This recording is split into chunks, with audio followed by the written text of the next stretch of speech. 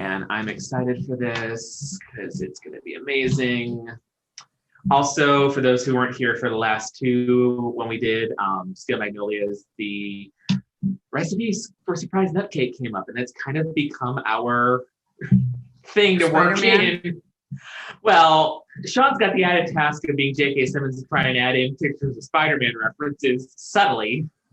I looked so hard. There wasn't really like, I'm going to try. I'm going to see what strikes me. Okay. The surprise nut cake, though. Right, because J.K. Simmons. He's only gotten better in every role that he's been in, honest to God. Best insurance person on the block. Yes. Well, thank you. The only man who can have an Oscar and still be like shilling for farmers.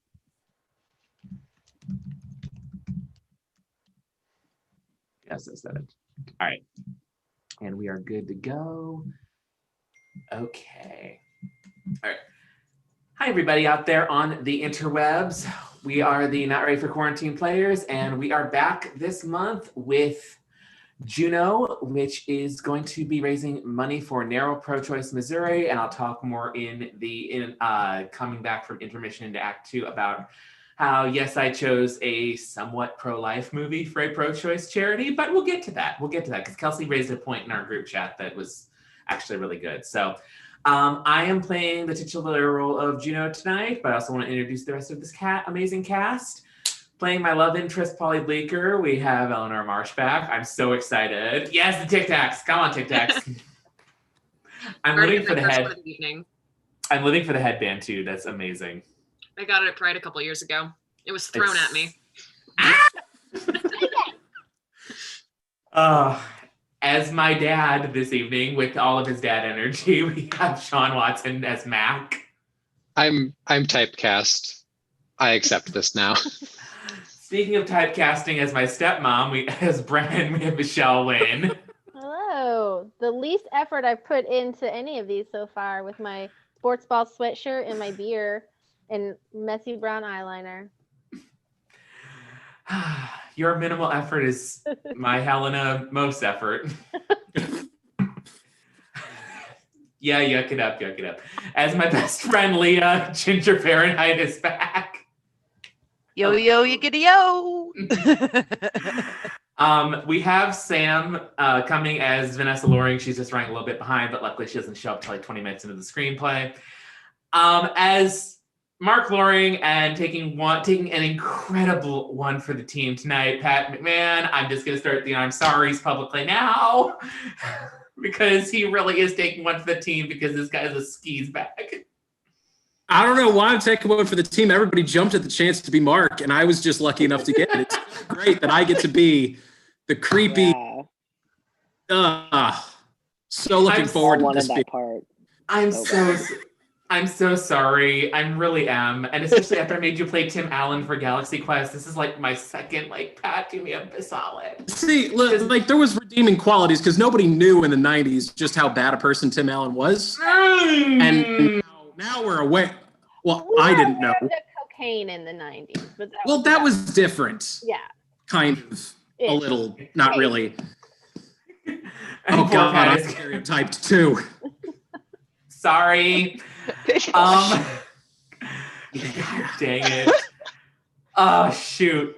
As our utility players tonight, I have Narcissus and Kelsey back. Hello. Oh, God. And back narrating for us again. And I really wanted them to narrate the script because the script is really good. It's not like 4 pages of Halloween. It's just good screenwriting, even though Diablo Cody is, like Michelle and I were saying before we started, kind of low-key problematic. Now, we've got Brother Daniel back. Welcome. And post-surgery, too. We got a lot to celebrate tonight, which we'll be doing. So we are going to get things underway. I'm going to be posting the donation link in the YouTube momentarily. But if you are ready, Brother Daniel, take us away. All right. We open on the exterior shot of Centennial Lane at dusk. Juno McGuff stands on a placid street in a nondescript subdivision, facing the curb. It is fall. Juno is 16 years old, an artfully bedraggled burnout kid. She winces and shields her eyes from the glare of the sun. The object of her rapt attention is a battered living room set, abandoned curbside by its former owners. There is a fetid-looking leather recliner, a chrome-edged coffee table, and a tasteless latch-hooked rug featuring a roaring tiger. I told you the script was good. It started with a chair. Interior of the Bleecker house, a molderific basement by night. A flashback of Juno approaching a boy hidden by shadow. He's sitting in an overstuffed chair. She slowly and clumsily lowers herself onto his lap. A 60s Brazilian track plays from a vintage record player. Wanted this for a really long time. I know. Wizard. Exterior of Centennial Lane continued. A dog barks, jarring Juno back to reality. Jeez, bananas, shut your freaking gob, okay? We see a teacup poodle tethered in the yard a few feet away from the abandoned living room set. The dog yaps again. This is the most magnificent discarded living room set I've ever seen. She swigs from an absurdly oversized carton of juice and wipes her mouth with the back of her hand. We now begin an animated title sequence of Juno marching down various streets, pumping her arms like a jogger and chugging intermittently from the huge carton of juice. We watch her breathlessly navigate suburbia, clearly on a mission. Exterior of the drugstore by day. Finally, a panting Juno arrives at Dancing Elk Drug on the main drag of her small Minnesota suburb, Dancing Elk. The automatic doors of the store part to reveal Juno's flushed and serious face. She carelessly flings the empty juice container over her shoulder and onto the curb. She enters the drugstore. Inside the drugstore, we see Rollo, the eccentric drugstore clerk, sneering at Juno from behind the counter. He wears a polyester uniform vest. Well, well, if it isn't McGuff the crime dog, back for another test. I think the last one was defective. The plus sign looked more like a division sign. He regards her with intense skepticism. So I remain unconvinced. He pulls the bathroom key out of reach. Ah, third test today, Mama Bear. Your ego is prego, no doubt about it. An eavesdropping tough girl wearing an oversized jacket and lots of makeup gapes at Juno from the beauty aisle. It's real easy to tell. Is your nipples real brown? Juno crosses and uncrosses her legs awkwardly, hopping. It's obvious she has to use the bathroom very urgently. Yeah, maybe your little boyfriend's got mutant sperms and he knocked you up twice.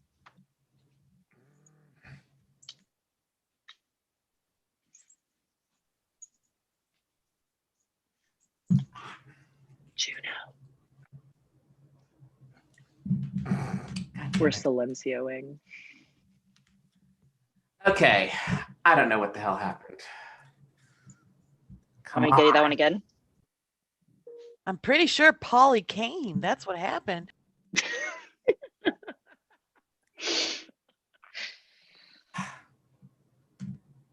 There, can you hear me?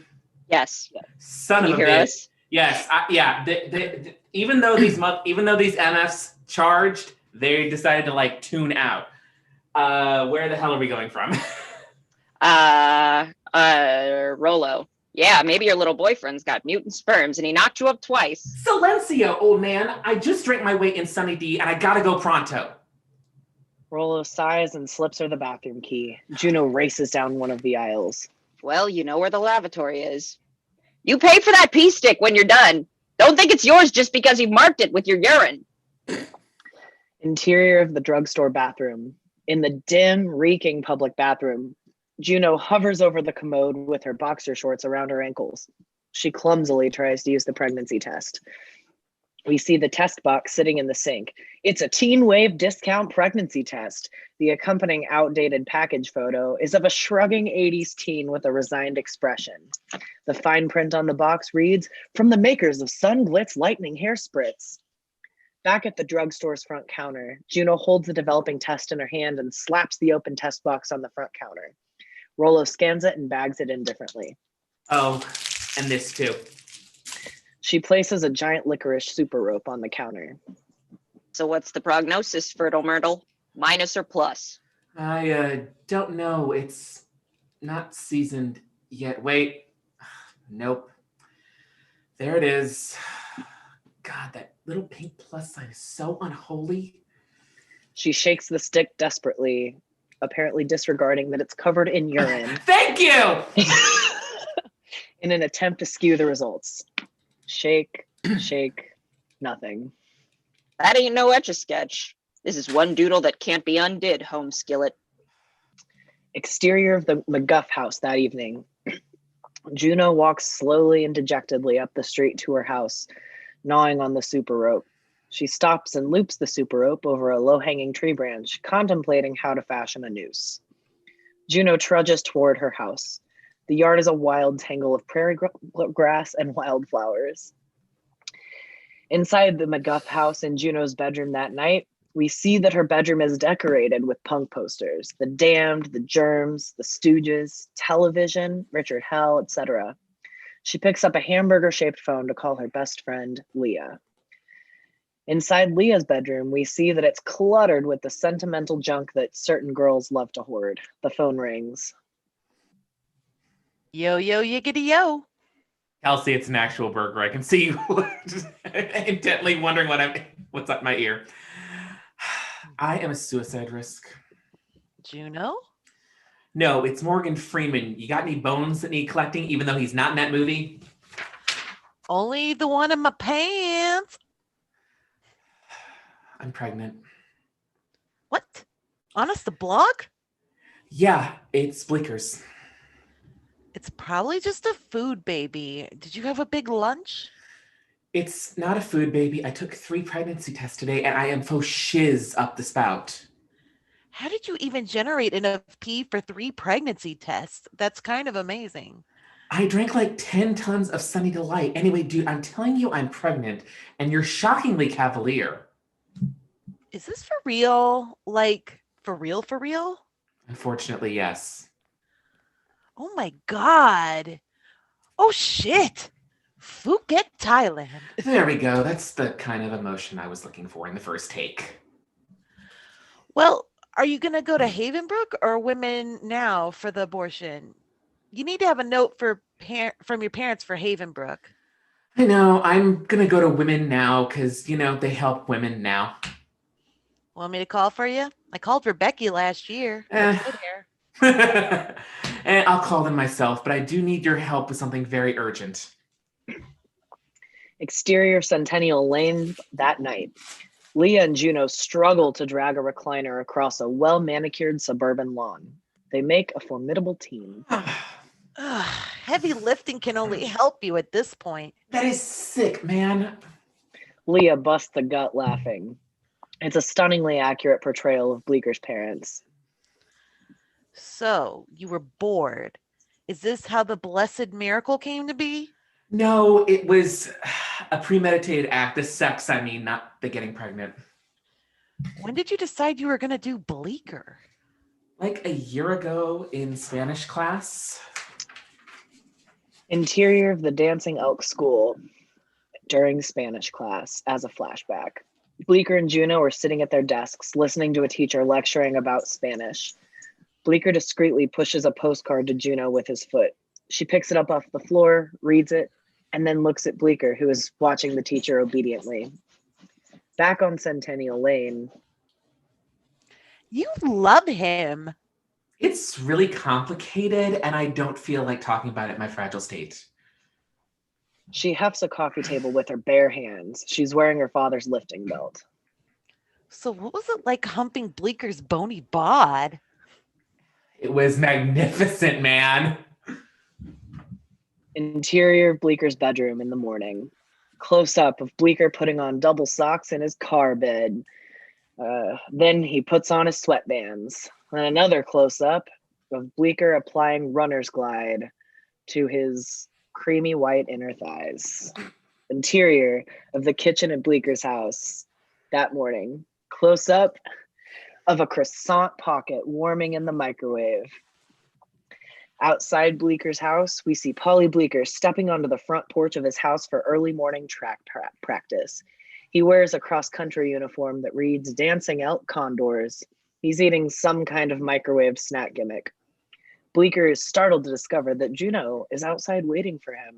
She has somehow arranged the living room set on his front lawn and is seated in the armchair, chewing a pipe officiously. Hey, Bleak. Hey, cool tiger. Looks proud. Yeah, I swiped it from Miss Rancic's lawn. Cool. Your shorts are looking especially gold today. Thanks. My mom uses color safe bleach. Go, Carol. So guess what? What? I don't know. I'm pregnant. Stunned silence. Juno pops up the footrest of the recliner and leans back comfortably. I guess so. What are you gonna do? The Dancing Elk prep cross-country team runs past Bleeker's house in a thundering herd, wearing a motley assortment of warm-ups. Their momentum stirs the crackling fall leaves. They wave and holler at Bleecker and Juno. When I see them running like that with their things bouncing around their shorts, I always picture them naked, even if I don't want to. All I see is pork swords. Back outside's Bleecker house continued. I'm supposed to be running. I know. There's an awkward silence. So, what do you think we should do? I thought I might, nip it in the bud before it gets worse, because I've heard in health class that pregnancy often results in an infant. Yeah, typically. I mean, that's what happens when our moms and teachers get pregnant. So it's cool with you then? Yeah, wizard, I guess. I mean, do what you think is right. Well, I'm sorry I had sex with you. I know it wasn't your idea, but we both consented because we're teens but not adults. Fixing the script. Whose idea was it? I'll see you at school, okay? She mounts her bicycle and waves before riding off. Whose idea was it? Outside Dancing Elk School, Juno pushes her crappy bike into the bike rack and winds a lock around it. Inside the school corridor, Juno tries to push through the masses, but the throng of students is thick and unwielding. In the hallway, Juno rummages through her locker, which is plastered with photos of Leah and Bleecker, plus a giant poster of Iggy Pop in his heyday. She grabs a dilapidated physics textbook. A few pages slip out. Steve Randazzo passes by in the hallway. Did I don't think I assigned Steve Randazzo to anybody, so if someone wants to jump in with 2 lines. Hey, your book fell apart. There's twins. There's 2 of Steve's us. Randazzo. Yeah. It must have looked at your face. Pwah! He high-fives his clutch of buddies and moves along. This is why I need to check things before I highlight them 3 months ago. The funny thing is that Steve Randazzo secretly wants me. Jocks like him always want freaky girls. Girls with horn-rimmed glasses and vegan footwear and goth makeup. Girls who played the cello and were Converse all-stars and want to be children's librarians when they grow up. Oh yeah, jocks eat that shit up. We see the Steves looking back at Juno for a brief second with mixed feelings. They just want to admit it because they're supposed to be into perfect cheerleaders like Leah, who incidentally is into teachers. We see Aaliyah at the far end of the hallway, talking animatedly with a paunchy middle-aged teacher, Keith. Me too. I love Woody Allen because that's not creepy. Least creepy thing in the film. Let's be very real here. Somehow. Yeah. It's so much worse. Yes. I'm sorry, Pat. Interior Dancing Elk School in the science lab. Students bustle in as the teacher, Mr. Tinker, tries to maintain order. Juno heads toward her desk and sets down her bag. People, we're doing our photomagnetism lab today, so find your partner and break into 4. Juno looks up and meets eyes with her longtime lab partner, Bleecker. Sound the gong of awkwardness. Awareness. I don't know why awareness was the thing I was gonna say. Because it's a gong. Juno and Bleecker head separately over to an available lab station and unpack their bags in silence. Well, nothing like experimenting. I did the prep questions for this lab last night. You can copy my answers if you need to. He slides a piece of graph paper in front of Juno without looking at her. Oh, I couldn't copy your work. But you copy my work every week. Oh yeah, I'm kind of a deadbeat lab partner, huh? I don't mind. You definitely bring something to the table. Charisma, uniqueness, nerve, and talent. Or something. The other two lab partners, a completely humorless couple, join them at the station. So, who's ready for some photo magnificence? I have a menstrual migraine and I can't look at bright lights today. Oh. Here. I can't hear. We got Amanda, it. I told you to go to the infirmary and lie down. You never listen. No, Josh, because I don't take orders, not from you, and not from any man. You know, you've been acting like this ever since I went up to see my brother at Mankato. I told you nothing happened. Juno and Bleecker observe the argument like tennis spectators, fascinated by the dynamics of a real couple. Okay, I'm gonna set up the apparatus. Juno, you wanna plug in the Bunsen burner? It's my pleasure. I'm going to the infirmary. Good. Call me when you're off the rag. Fine. Call me when you learn how to love just someone and what? Love someone and not cheat at your brother's college just because you had 4 Smirnoff Ices and a bottle of Snow Peak peach flavored boons. Good. I'll be sure to do that, Amanda. I'll make a note of it. He furiously scrawls a fake memo in his notebook. I've actually heard Snow Peak Peach is the best flavor of boons. Isn't that right, Bleak? Bleecker reddens and continues constructing the apparatus. Girl lab partner stalks off dramatically. Oh, well. Bleecker shakes his head and rifles through his textbook. She laughed. God damn it. Inside the McGuff house in Juno's bedroom that afternoon, Juno examines a large ad in the newspaper that depicts a distraught teen girl clutching her head in a moment of staged conflict. The ad reads, "Pregnant? Find the clinic that gives women choice. Women's Choice Health Center." Juno picks up her hamburger phone and dials. For a moment, she attempts to copy the melodramatic pose from the ad, checking herself out in the mirror. Para instrucciones en español, o prima número dos. Kelsey, shut up. She presses a few buttons in succession. Yes. Hello. I need to procure a hasty abortion. What was that? I'm sorry. I'm on my hamburger phone. She smacks the phone a couple of times. Yeah, better? Okay, good.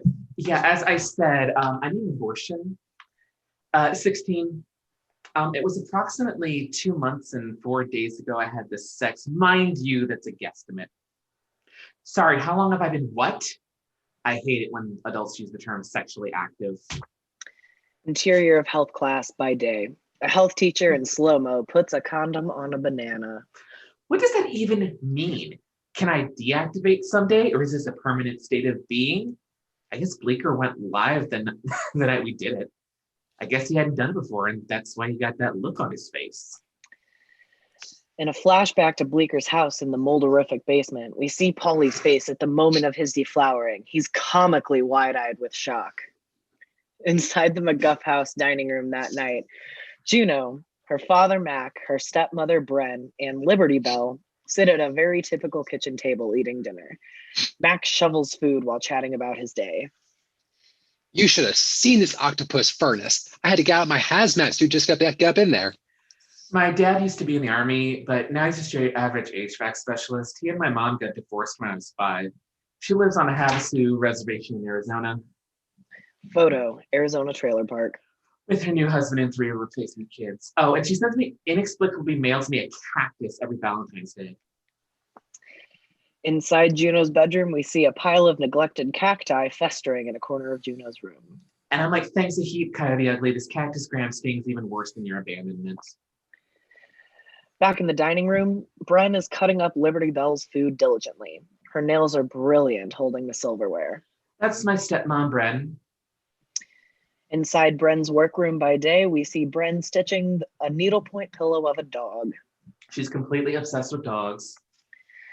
We see Bren's nail salon, Bren's Tens in all its glory. Owns a nail salon.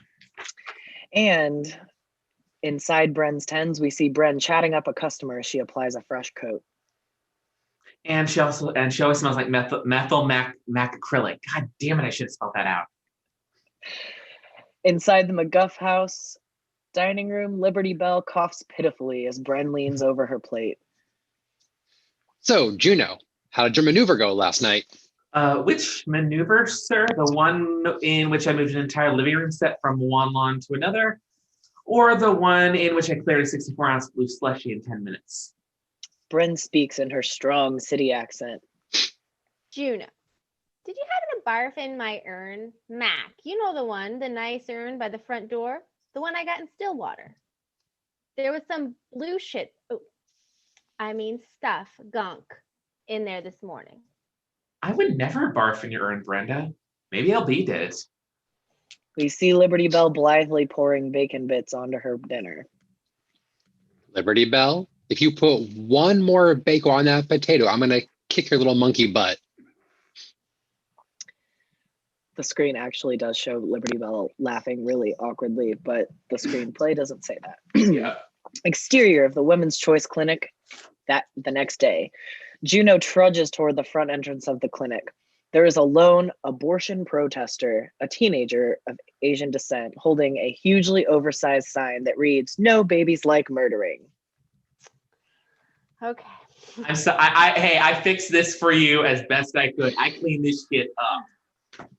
All babies want to get born. All babies want to get born. Juno recognizes the protester as a classmate of hers. God damn it, Diablo Cody. Why'd you have to write such a racist character? Hi, Suchin. Oh, hi, Juno. How are you? Pretty solid. Did you finish that paper for worst class yet? No, not yet. I tried to work on it a little last night. I'm having trouble concentrating. Oh, well, I'll sell you some of my Adderall. No, thanks. I'm off the pills. Wise move. I know this girl who had a huge crazy freak out because she took too many behavioral meds at once. She had ripped her clothes off and jumped into the fountain at Ridgeville Mall and was like, "Fuck him from this thing." I heard that was you. Well, it was good seeing you, Suchin. She continues on toward the clinic entrance. Your baby probably has a bleeding heart, a beating heart. It's gonna be And fingernails. Really? We're slap happy. God damn it. Really? Fingernails? She considers the concept, then pushes open the clinic door. Inside the Women's Choice Clinic reception, the receptionist sits behind a pane of bulletproof glass. The waiting room is semi-crowded, occupied mostly by pregnant women, teens, and ill-behaved children.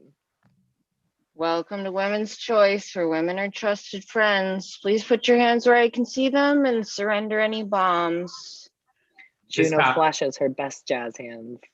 Hi, I'm here for the big show. Your name, please. Juno McGuff. The receptionist raises a pierced eyebrow and arranges some paperwork on a clipboard. She thinks I'm using a fake name like Gene Simmons or Mother Teresa. The receptionist hands Juno the clipboard and a pen. I need you to fill these out, both sides, and don't skip the hairy details. We need to know about every score and every sore. The receptionist reaches into one of those ubiquitous women's clinic condom jars and holds up a fistful of purple rubbers. Would you like some free condoms? They're boysenberry. No, thank you. I'm off sex. My partner uses these every time we have intercourse. They make his balls smell like pie. Congrats. She takes a seat in the waiting room and rifles through a pile of old magazines. The magazine selection is lots of mommy mags and health-related periodicals. She selects an issue of Family Digest and gingerly flips through for a few moments. Then she looks over and notices the fingernails of a nearby teen who looks as nervous as she does. The girl bites her thumbnail and spits it onto the floor.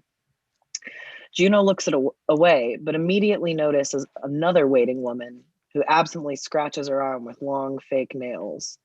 Suddenly, she sees fingernails everywhere. The receptionist clicks her nails on the front desk. Another woman blows on her fresh manicure. Everyone seems to be fidgeting with their fingers somehow. Juno suddenly looks terror-stricken. Cut to. Excuse me, Miss McGoof? There's no answer. We see that Juno's chair is empty. The receptionist cranes her neck and sees the front door drift shut.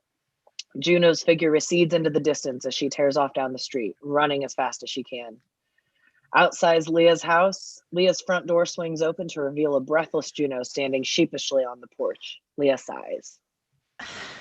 What are you doing here, dumbass? I thought I was supposed to pick you up at 4. Couldn't do it, Leah. It smelled like a dentist's office in there, and they had these really horrible magazines with like Spritz cookie recipes and bad fiction and water stains, like someone read them in the tub, and this receptionist tried to give me these weird condoms that look like grape suckers, and according to our sexual health educator in the group, are not for preventative intercourse. And she told me about her partner's pie balls, and Sue Chin was there, and she told me my baby has fingernails.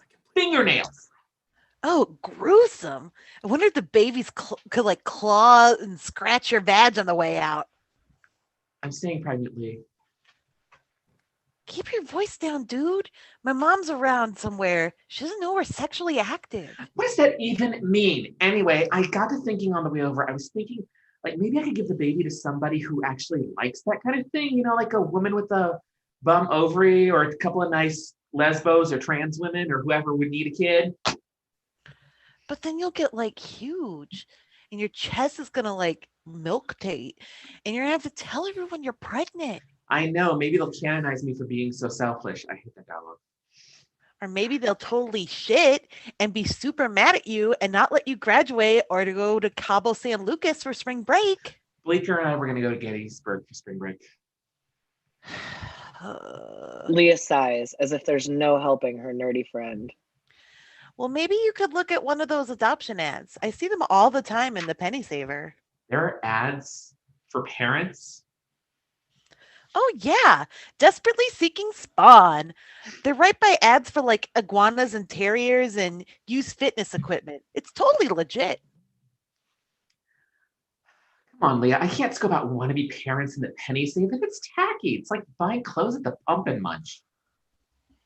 Exterior of a park bench by day.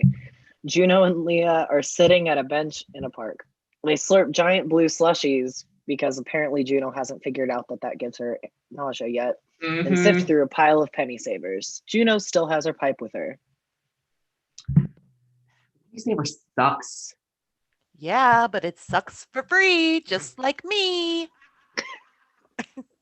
They turn the pages in silence for a moment. Their lips and teeth are Windex blue. Look at this one. Wholesome, spiritually wealthy couple have found love for each other. Check to see that Juno's paying attention. All that's missing is your bastard. There's a guy in here who's giving away a piano free for the hauling. We should put it in Bleeker's yard. You're not listening to me. No, I heard you. I just can't give the baby to people who describe themselves as wholesome. I'm looking for something a little edgier. What did you have in mind? A family of disturbed loners who are into gunplay and incest? I was thinking like a graphic designer, mid-30s, and his cool wife, who I'm not going to be putting a race on, who dresses awesome and plays bass, but I'm not trying to be too particular. All right. How about this one? Healthy, educated couple seeking infant to join our family of 5. You will be compensated. Help us complete the circle of love. Yeesh, they sound like a cult. Besides, they're greedy bitches. They have 3 kids already. Oh, hey, Juno, look at this one. She points to the paper and motions for Juno to look. Juno scans the ad silently. And we see the ad. It contains a photo of an attractive couple with ambiguous Mona Lisa smiles. It reads, educated, successful couple wishes to... They were Mark and Vanessa Loring, and they were beautiful even in black and white, and this is the only photo of the 2 of them that I could find for my phone. Exterior of the Bleeker house, Polly's window that night. We see Polly's bedroom window, festooned with childish curtains, and the light on inside. In his bedroom, Bleeker lies on his car bed in his track uniform, listening to the same LP from when he and Juno went all the way. He stares between the pages of his embossed Dancing Elk prep yearbook. We see the object of his gaze is Juno's black and white yearbook photo. Next to it, we see a sloppy, handwritten message from Juno. We hear Juno's voice reading the message. Hey, Bleeker, spank off to this with motion lotion. Just kidding, kind of. Your best friend, Juno. Bleeker picks up the phone. It's the same hamburger phone that Juno has. He reconsiders and puts it down. There's a knock on the bedroom door. Okay, did you plan that with the hamburger phones? No, we have had no contact about that, by the way. Just That's FYI. beautiful. It's great, though. Okay. Anyway, Bleeker's mom pokes her dowdy head inside. Paul, you coming downstairs to eat? I don't think so. You ran 8 miles today, puppy. I'm not hungry, oddly. But it's breakfast for supper. It's your favorite, Paul. Bleeker places his hand silently on his stomach. Juno McGuff called while you were here out running. What? You know how I feel about her. Mentioned it a couple times. She's just different. I know. Bleeker's mom gives up and closes the door. We see that Bleeker is clutching a pair of panties in one hand, which he slowly releases as the 45 ends. Inside the McGuff house living room, later the next afternoon, Bren and Mac are seated on the couch.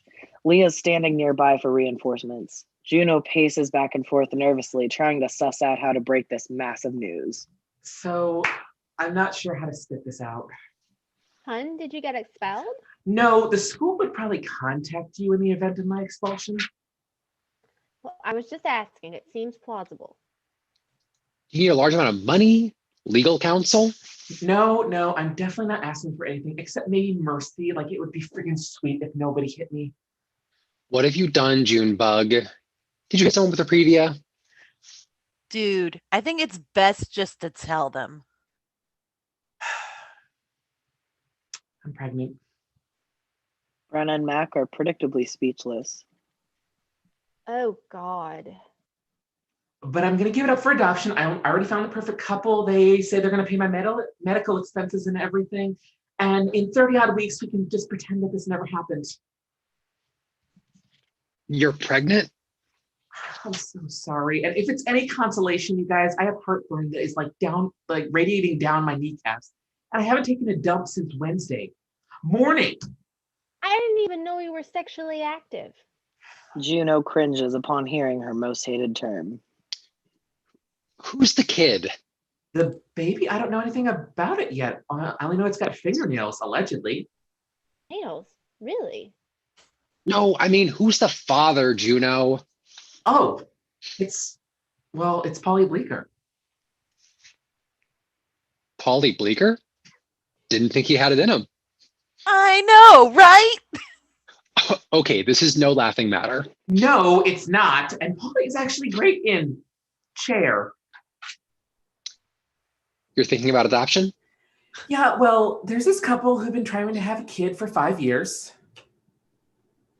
We found them in the penny saver by the exotic birds. Bren looks understandably alarmed. Juno hastily attempts to make the situation sound more legitimate. First of all, that full-on mom face from Michelle was legitimately like, but they have a legitimate lawyer and everything, and I'm going to meet them next weekend. Junebug, this is a tough thing to do. Probably tougher than you can understand right now. Well, I know it's that I'm not ready to be a mom. Damn, Skippy, you're not. You don't even remember to give Liberty Bell her breathing meds. Once, and she did not die, if you recall. Honey, have you considered, the alternative? Leah and Juno exchange glances. This is how you know that Bren's a Christian. No. Well, you're a little Viking.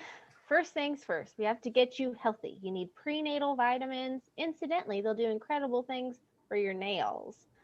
So there's a plus. Oh, and we need to schedule a doctor's appointment. Figure out when you're going to deliver. What you're going to deliver. A velociraptor. Had babies today. Juno, I want to come with you to meet this adoption couple. You're just a kid. I don't want you to get ripped off by a couple of baby-starved wingnuts. Thanks, Dad. Mac nods, satisfied, then contemplates the situation dismally. Boy, I thought you were the kind of girl who knew when to say when. I don't really know what kind of girl I am. Juno and Leah hightail it upstairs. Just tell it to me straight, Bren. Do you think this is my fault? Her mother's fault? First of all, our kids' sex lives have nothing to do with us. Second of all, I think kids get bored and have intercourse, and I think June was a big dummy about it, Mac. I'm not ready to be a pop. You're not gonna be a pop. Somebody else is gonna find a precious blessing from Jesus in the garbage dump of this situation. Did you see that coming when she sat us down here? Yeah, but I was hoping for expelled or like super hardcore drugs. That was my first instinct too. Or DWI or surprise nutcake. Anything but this. I'm gonna punch that bleaker kid in the wiener next time I see him. Oh, Mac, come on. You know it wasn't his idea. Technically, it was a surprise nutcake. If we're really...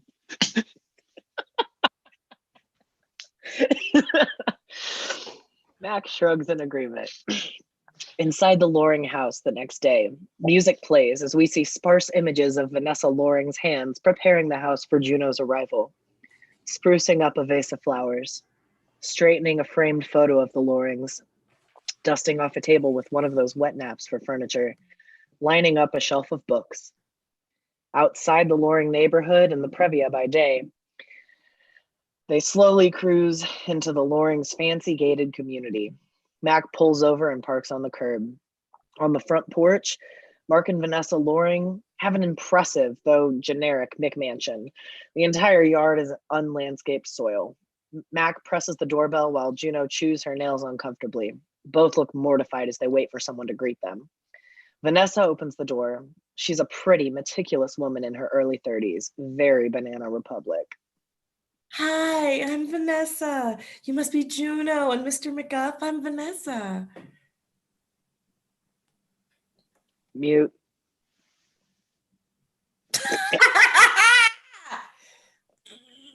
This is what I get for calling Sam mute, Fias. That's I'm exactly sorry. What you get. Let's try it again. Muto. Vanessa, right? Hello. Thank you for having me and my irresponsible child over to your home. Oh no, thank you. Come on in. Inside the Loring house, Vanessa awkwardly leads them inside. Can I take your coat? Sure. She takes off her hooded sweatshirt and thrusts it into Vanessa's arms, who sets it on a bench. Wicked pick in the penny saver, by the way. Super classy. Not like those other people with the fake woods in the background. Like, I'm really going to fall for that, you know? You found us in the penny saver? Strike one. Mark Loring appears next to Vanessa, and ominous music pulls over the scene. He's a boyishly attractive guy in his mid-30s.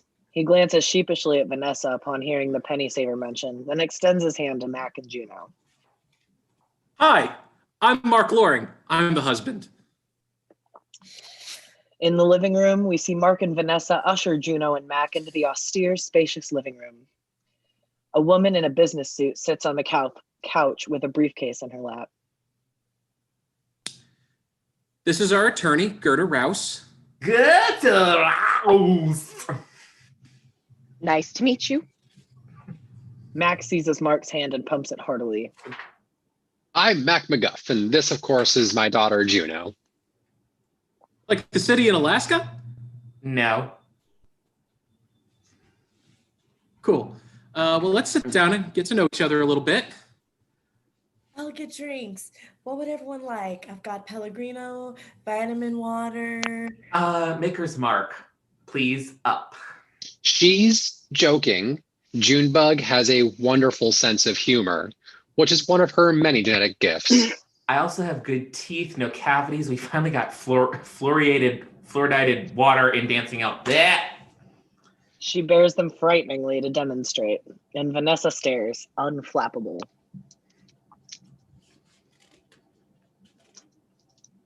Mac. Oh. I'm like, Dad. Highlighted Juno colors. I was like, we're fine, thank you.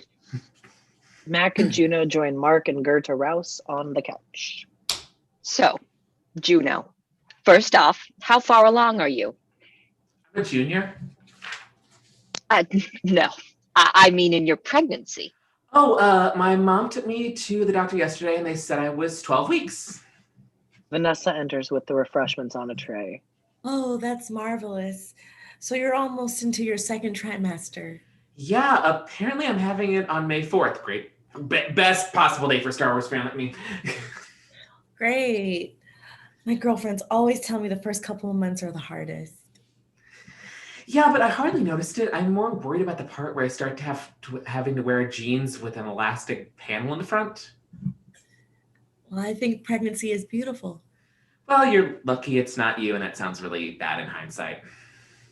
Vanessa looks to the ceiling. So let's talk about how we're gonna do this thing. Well, I just have the thing and hand it over to you, right? Mark and Vanessa are willing to negotiate an open adoption. Wait, what does that mean?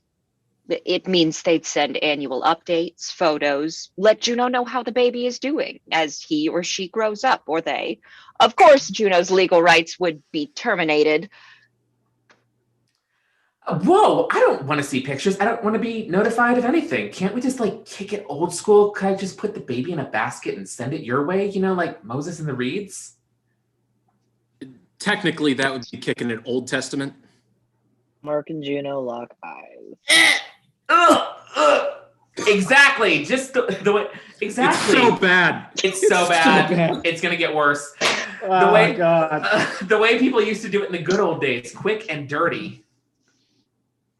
Well, then we agree a traditional closed adoption would be best for all involved then. Shit, yeah, close it on up.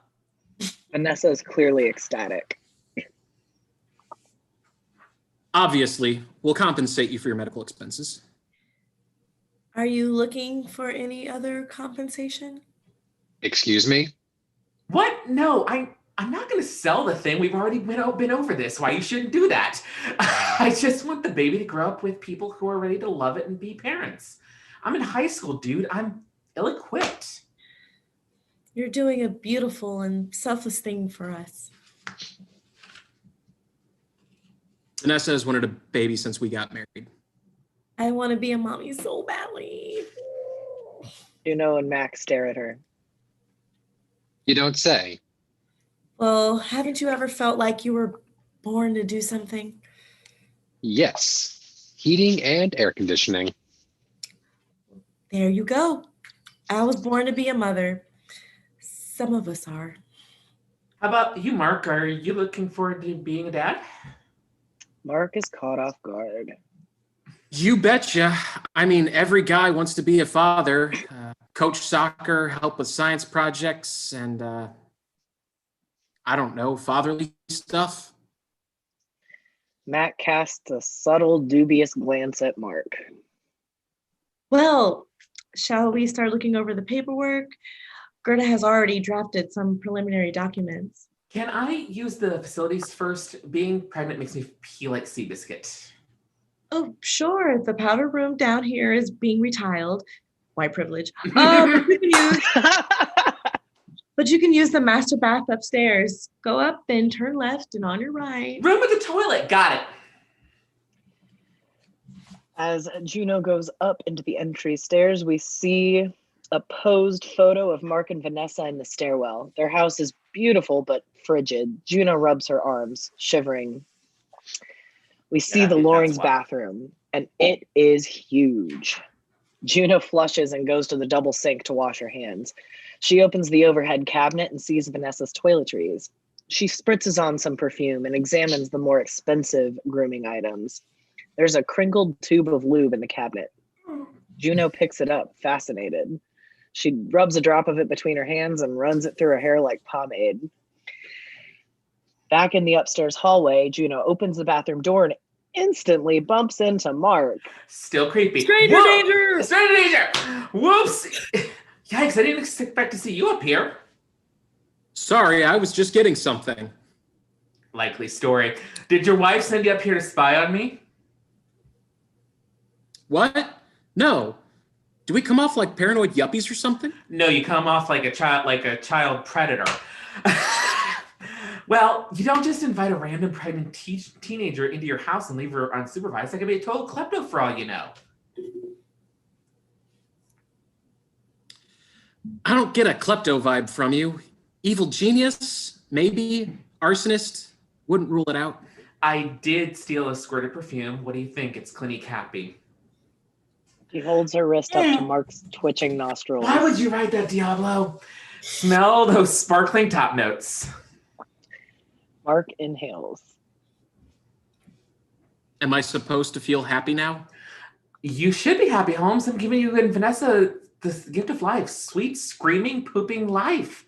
And you don't even have to be there when the baby comes out of me all covered in... Viscera? blood and guts. We'd better get back downstairs ASAP. Juno mocks his use of ASAP silently. Wait a minute, is that a Les Paul? Juno is staring into a room with the door slightly ajar. We see guitars mounted on the wall and the edges of posters.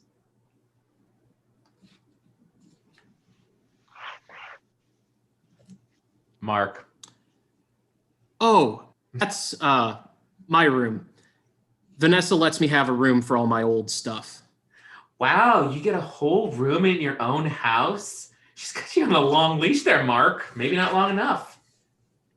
Inside Mark's special room, the walls are plastered with framed posters of early 90s alt rock bands like Mahoney and Jane's Addiction, etc. Mark removes his Les Paul from its moorings and hands it to Juno. It's beautiful. I've always liked Gibson better than Fender. What do you play? Oh, I rock a harmony. Oh. What? I'm a pawn shop rocker. Classist bullshit. Yep. Sorry. No. I swear I'm not a gear snob. Juno turns the guitar over, examining it closely. What is that, mahogany? What happens if you crack the neck? Tell me about it. I used to play in a really tight band back when I lived in Chicago. One night when we opened for the Melvins. Do you know who the Melvins are? Yeah. Well, we were playing with them and I busted the guitar on stage. It cost me $800 and a dime bag just to have it fixed. When was this, like 96? 93. I'm telling you, that was the best time for rock and roll. Nuh-uh, 1977, Punk Volume 1. You weren't there. You can't understand the magic. You weren't even alive. Inside the living room, Vanessa, Mac, and Gerda Rouse are waiting in awkward silence for Juno and Mark to return. Mac notices a brand new Pilates machine sitting in its packaging in a corner of the room. So, what's that thing? A Pilates machine. What do you make with that? Oh, you don't make anything. It's for exercising. Back inside, why did they call it Mark's special room? Ew. Mark, this is really... It's just going to get worse. It's just going to get worse. Mark and Juno tool around on the guitar. Oh, God! I told you. I know. They play little riffs. He teaches her a couple chords. Back in the living room.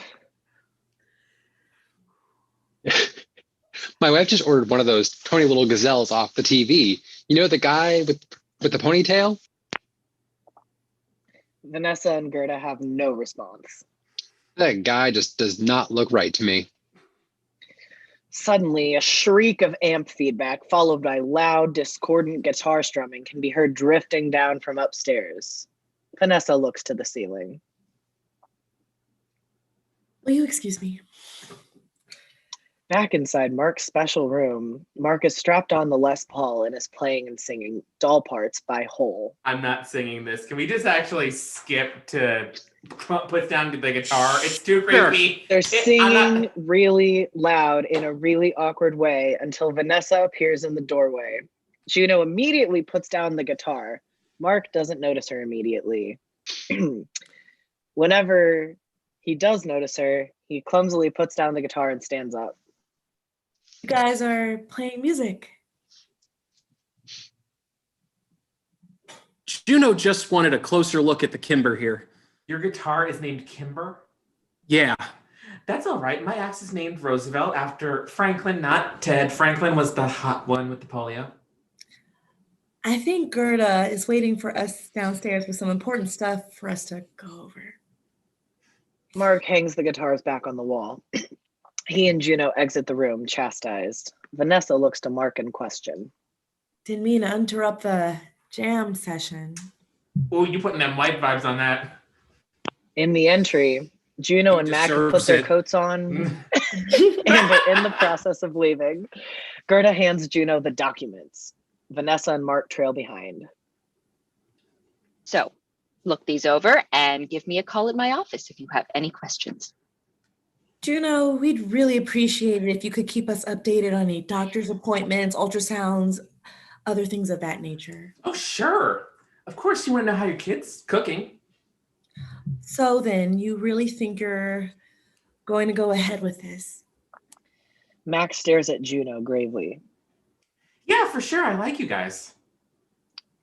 Juno looks at Mark.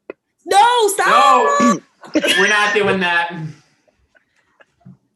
How sure, percentage-wise, would you say you're 80% sure, 90% sure? Mark seems visibly embarrassed by Vanessa's manic demeanor. Oh, I'm going to say 104% sure. Really? Look, if I could just give it to you now, I would. But it probably looks like a sea monkey at this point, so I think we should just like leave it in there for a while until it gets cuter, you know? I think that's a great idea. that's great, right? Stellar news. Well, you guys have a safe drive and we'll hear from you soon, all right? All right, Vanessa, Juno- you take. All right, Vanessa, you take care. Mark, I have my eye on you. We'll find you. I know where you live. Take care of yourselves. Juno and Mac exit. Mark shuts the door. All is silent in the foyer. Mark, Vanessa, and Gerda all stand motionless. Gerda pumps her fist triumphantly, trying to create a mood of celebration. This wasn't highlighted. We'll just skip it then if it's not highlighted. All right. All right. Vanessa All buries her head in right. her hands. Vanessa buries her head in her hands and weeps hoarsely. Exterior of the suburban streets by morning. It is now winter. The track team jogs in formation, leaving tracks in the snow. Those bastards never stop running. Exterior of the Dancing Elk School track. Bleecker is running alone on the track. His exhalations are icy puffs in the air. Bleeker's friend VJ jogs up alongside him.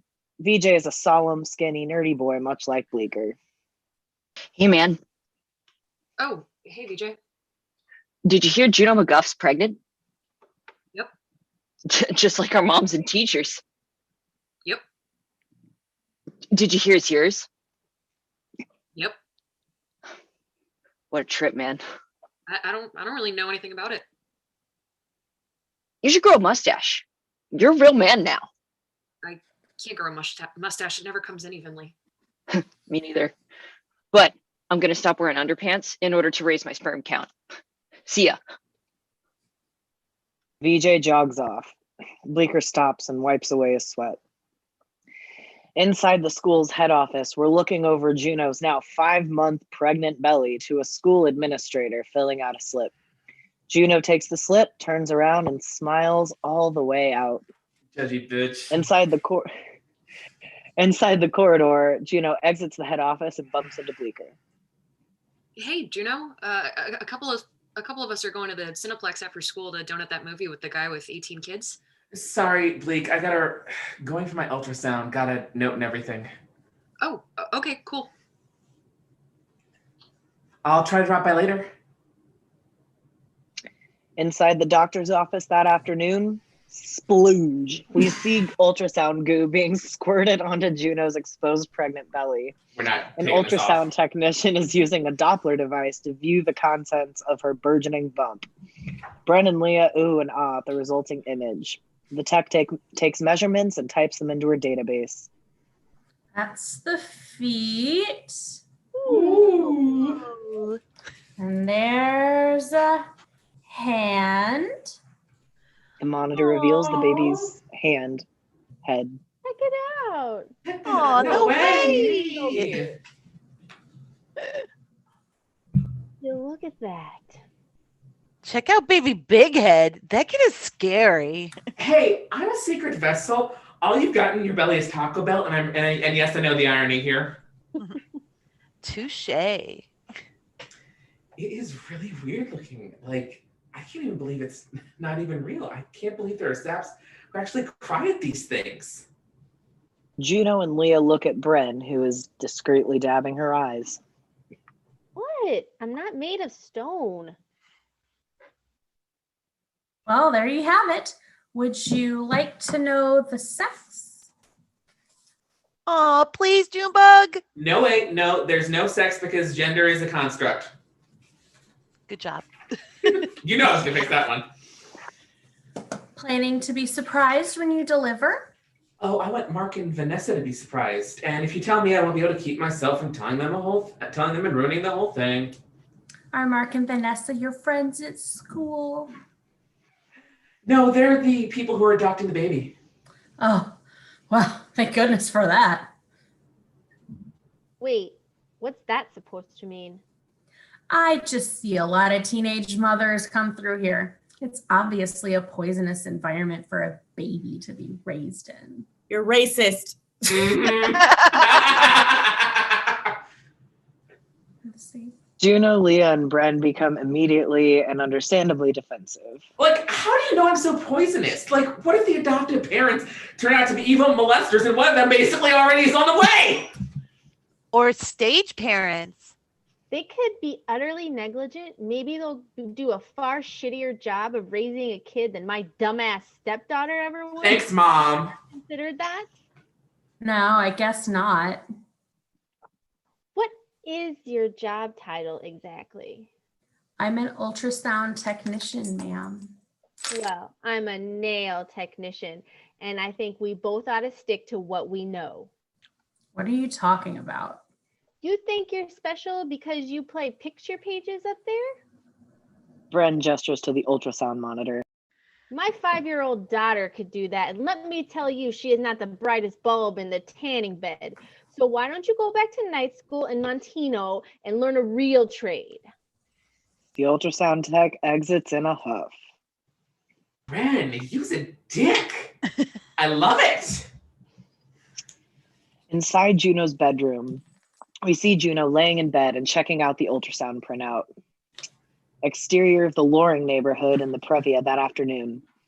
Juno drives into the front gate of Mark and Vanessa's exclusive community. A sign on the gate reads, Glacial Valley.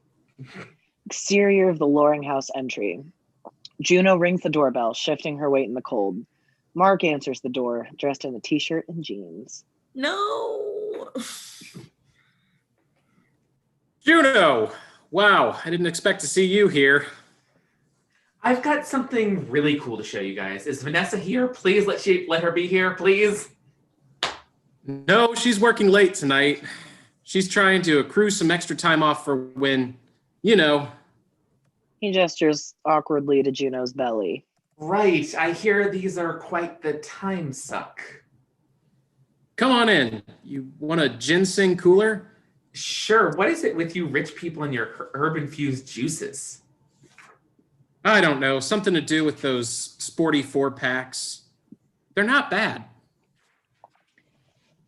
Inside the kitchen, we see Mark leading Juno, where he pours 2 drinks. The stereo blares in the background. Wait a second, why aren't you at work? I mostly work from home. I'm a composer. No shit. Like Johann Brahms? No, more commercial stuff. Like what? Commercials. Oh, Have you seen those ads for Titanium Power men's deodorant? titanium power. Get more snatched by the badge. That's another warning sign. Paid for this kitchen. You're kind of a seller, aren't you? What would the Melvins say? Did you say you had something to show me? We cut to the den. With great fanfare, Juno retrieves a dark, glossy sheet from the envelope. It's her ultrasound. Behold, good sir, the very first photo of your future child. You're kidding. Mark examines the ultrasound, baffled. I think it kind of looks like my friend Polly. Oh, is he bald and amorphous? No, he's the dad.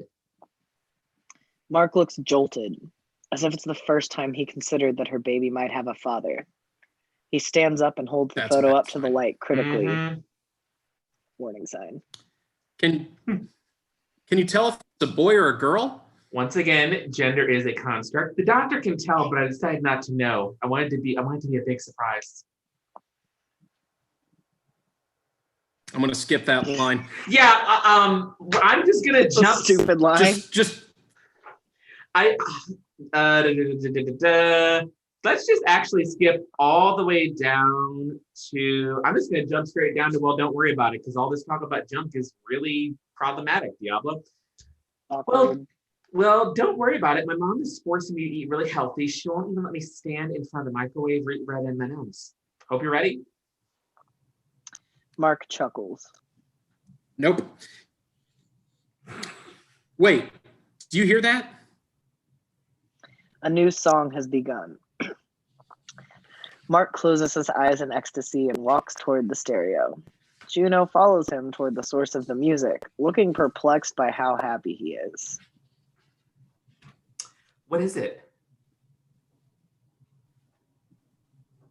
It's only my favorite song. It's Sonic Youth doing Superstar by the Carpenters. I've heard the Carpenters before. Chick drummer and freaky dude, not unlike the White Stripes. You haven't heard the Carpenters like this. Listen. Mark grabs the stereo remote off the kitchen counter and turns the volume up to a roar. Mark and Juno stand in silence in the kitchen. Hey, I like this. What did you say your favorite band was? I didn't, but it's a three-way tie between the Stooges, Patti Smith, and the Runaways. Good choice, by the way. Yeah, I definitely need to make you some CDs, at least while my kid is in there. He gestures at Juno's burgeoning paunch. How many ways are we going to say this? I don't know. Mark walks over to his music collections and starts pulling CDs. He's got a Carpenter's disc, the No Alternative Charity compilation, and Mother Love Bone. Juno spots a VHS tape on the coffee table and picks it up. The Wizard of Gore? Oh yeah, it's Herschel Gordon Lewis. He's the ultimate master of horror. Please, Dario Argento is the ultimate master of horror. Mark swivels around slowly on his desk chair, surprised. Argento's good, but Lewis is completely demented. We're talking buckets of goo, red corn syrup everywhere, and fake brains up the yin-yang. Frankly, this looks kind of stupid. Mark gives a look like, oh, really? Inside the den, we see some particularly memorable footage from The Wizard of Gore. Mark and Juno are watching the movie and drinking root beer floats and sitting close together. Dangerously close, as the script notes. This is even better than Suspiria. You've got decent taste in slasher flicks, Mark. Here's to dovetailing interests. So have you and Vanessa thought of a name for the baby yet? Well, sort of. Vanessa likes Madison for a girl. Madison? That's totally acceptable by my standards, but isn't that a little gay? God, pretentious much? I guess. I guess everyone should like have a little mysterious name like Juno, right? My dad went through this phase where he was obsessed with Greek and Roman mythology. He named me after Zeus's wife. I mean, Zeus had other ladies, but I'm pretty sure Juno was his only wife. She was supposed to be like really beautiful, but like really mean, like Diana Ross. That suits you. Thanks. You're something else. A door Nothing thankfully to say to a suddenly 16-year-old kid. slams Yes. upstairs. Vanessa's finally fucking home. Yeah. 2 hours Bad later. sign. Vanessa, shit, you better go. Why? What is clearly the big deal of this? Nothing. She just hates when I sit around watching movies and not contributing. And not grooming your next leg. I'll handle this. I'm really good at diffusing mom type rage, unless it's Kelsey's. Juno jumps up and rushes out. Inside the kitchen, Vanessa slides her briefcase off her shoulder and ventures into the living room. She's struggling to carry some oversized shopping bags. Mark, are you home? I want to show you some things I picked up. Juno intercepts her breathlessly, clutching the ultrasound photo. Mark trails behind her. Vanessa? Vanessa jumps and makes a strangled sound.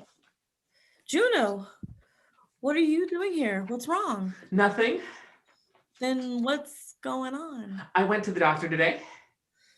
Vanessa is obviously entertaining some worst case scenarios. Her eyes are wide and she's uncharacteristically ruffled. Like my fucking husband sexually assaulting a teenage girl. But is the baby okay? Sure, it's the right size and everything, and I even saw its phalanges today. Oh, and check this. She holds the ultrasound up to show Vanessa and drapes her arm around her. What? This is the baby. Your baby. Vanessa drops the shopping bag, sick with relief. Oh my God. Doesn't it look like it's kind of waving? It's kind of like it's saying, "Hi, Vanessa. Will you be my mommy?" Yeah. Yeah, it kind of does.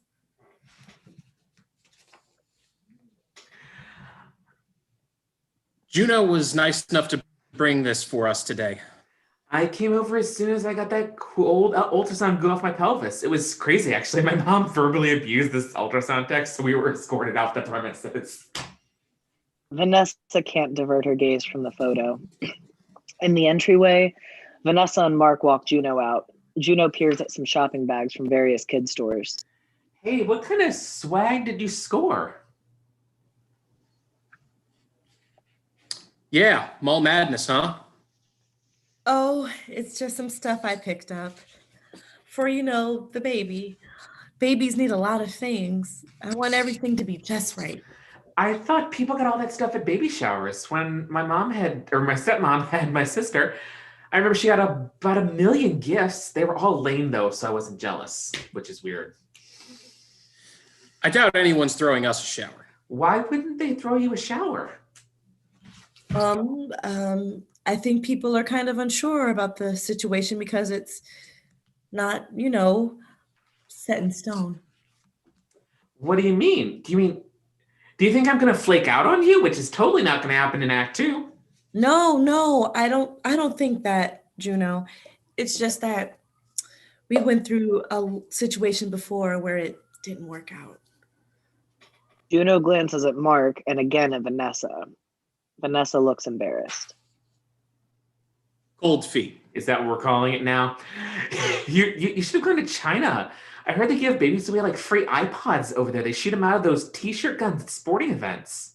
That's a little racist. Mm-hmm. But your parents must be wondering where you are. Your white lady voice is killing me, by the way. Nah, I'm already pregnant. So they figure nothing worse could happen to me. I gotta bounce anyway.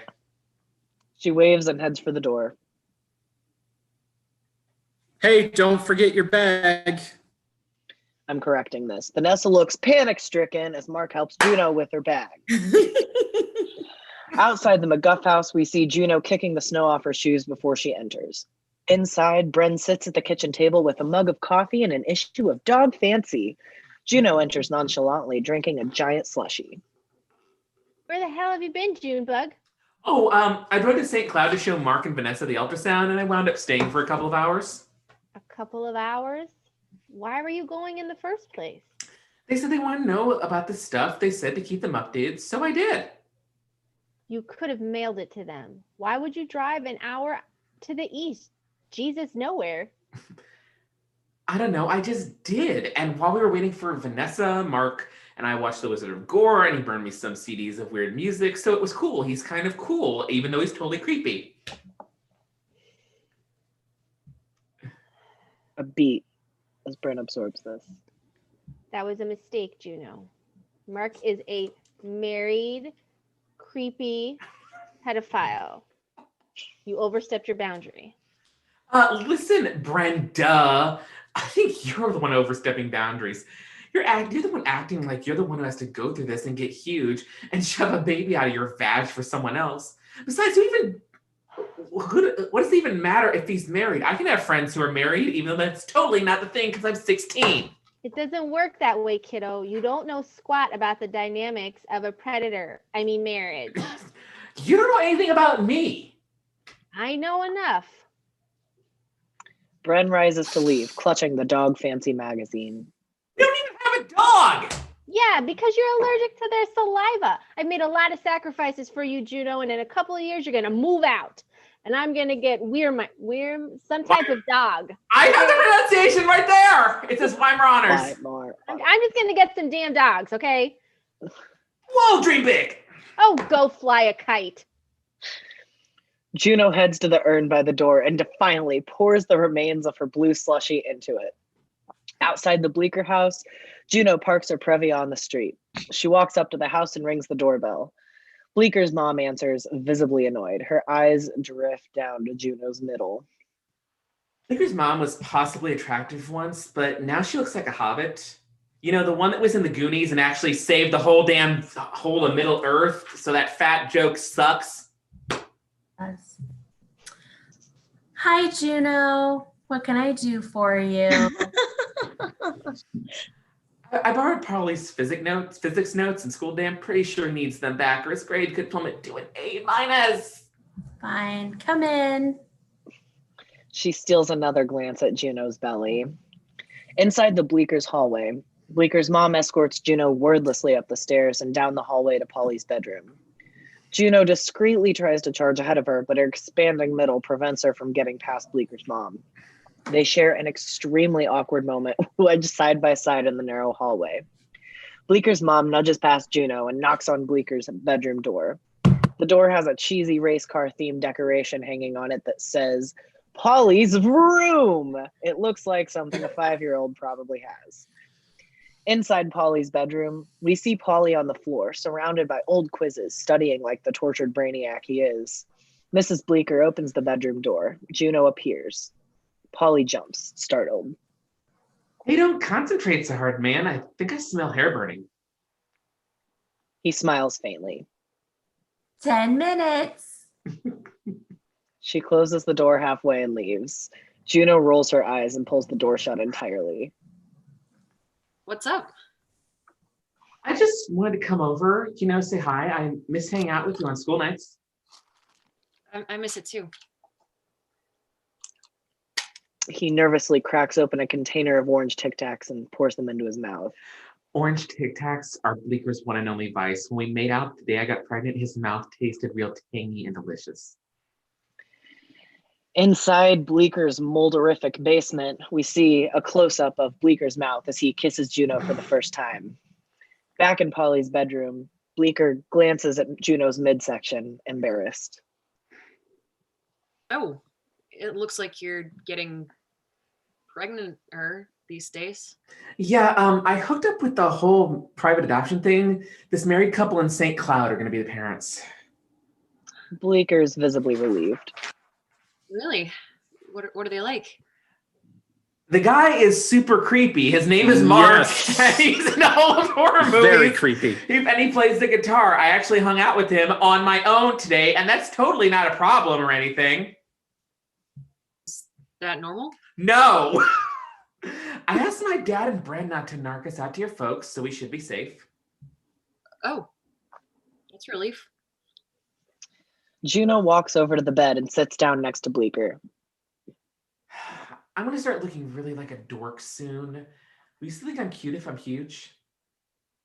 I always think you're cute. I think you're beautiful.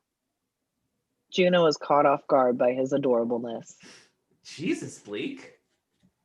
Well, I do. The song playing ends and another one begins. It's the song, the track that Bleeker and Juno both recognize from the infamous night in the basement. Hey, Junebug, when this is all over, we should get the band back together again. Yeah, sure. Once Tino gets a new drumhead, we should be good to go. We could get back together too. Were we together? Bleeker picks at the carpet, dejected. Well, we were once, that time. What about Katrina DeVort? You could go out with Katrina DeVort. I don't like Katrina. I totally heard you did.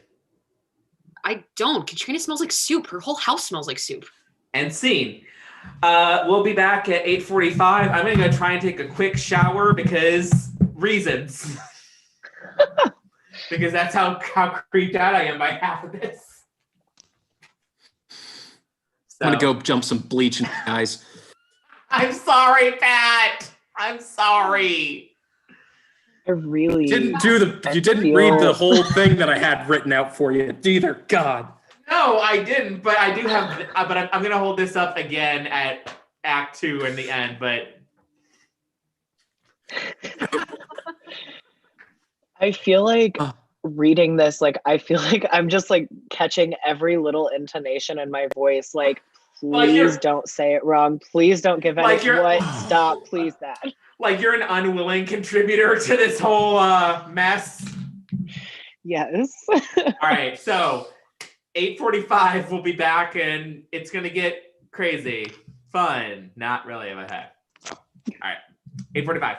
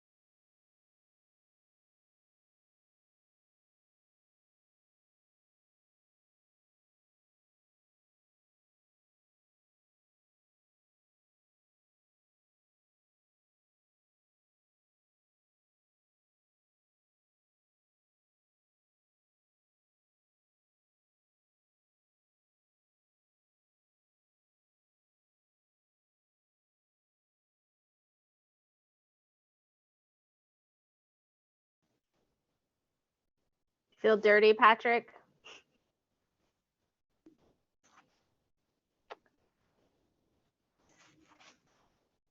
You're muted. I couldn't hear you. I'm Oh, sorry. yeah. I said, do you feel dirty yet? Yes, I do. I've Yeah, brought back that's- my little boy. Oh, he's meow meow. Here's our new little boy. Meet a friend, Aang. Look, a friend for you. Look, Finn, it's a friend. His name is Aang? His name is Aang, yes. As in Ah. Avatar. Yeah. I love that. I Um, love that.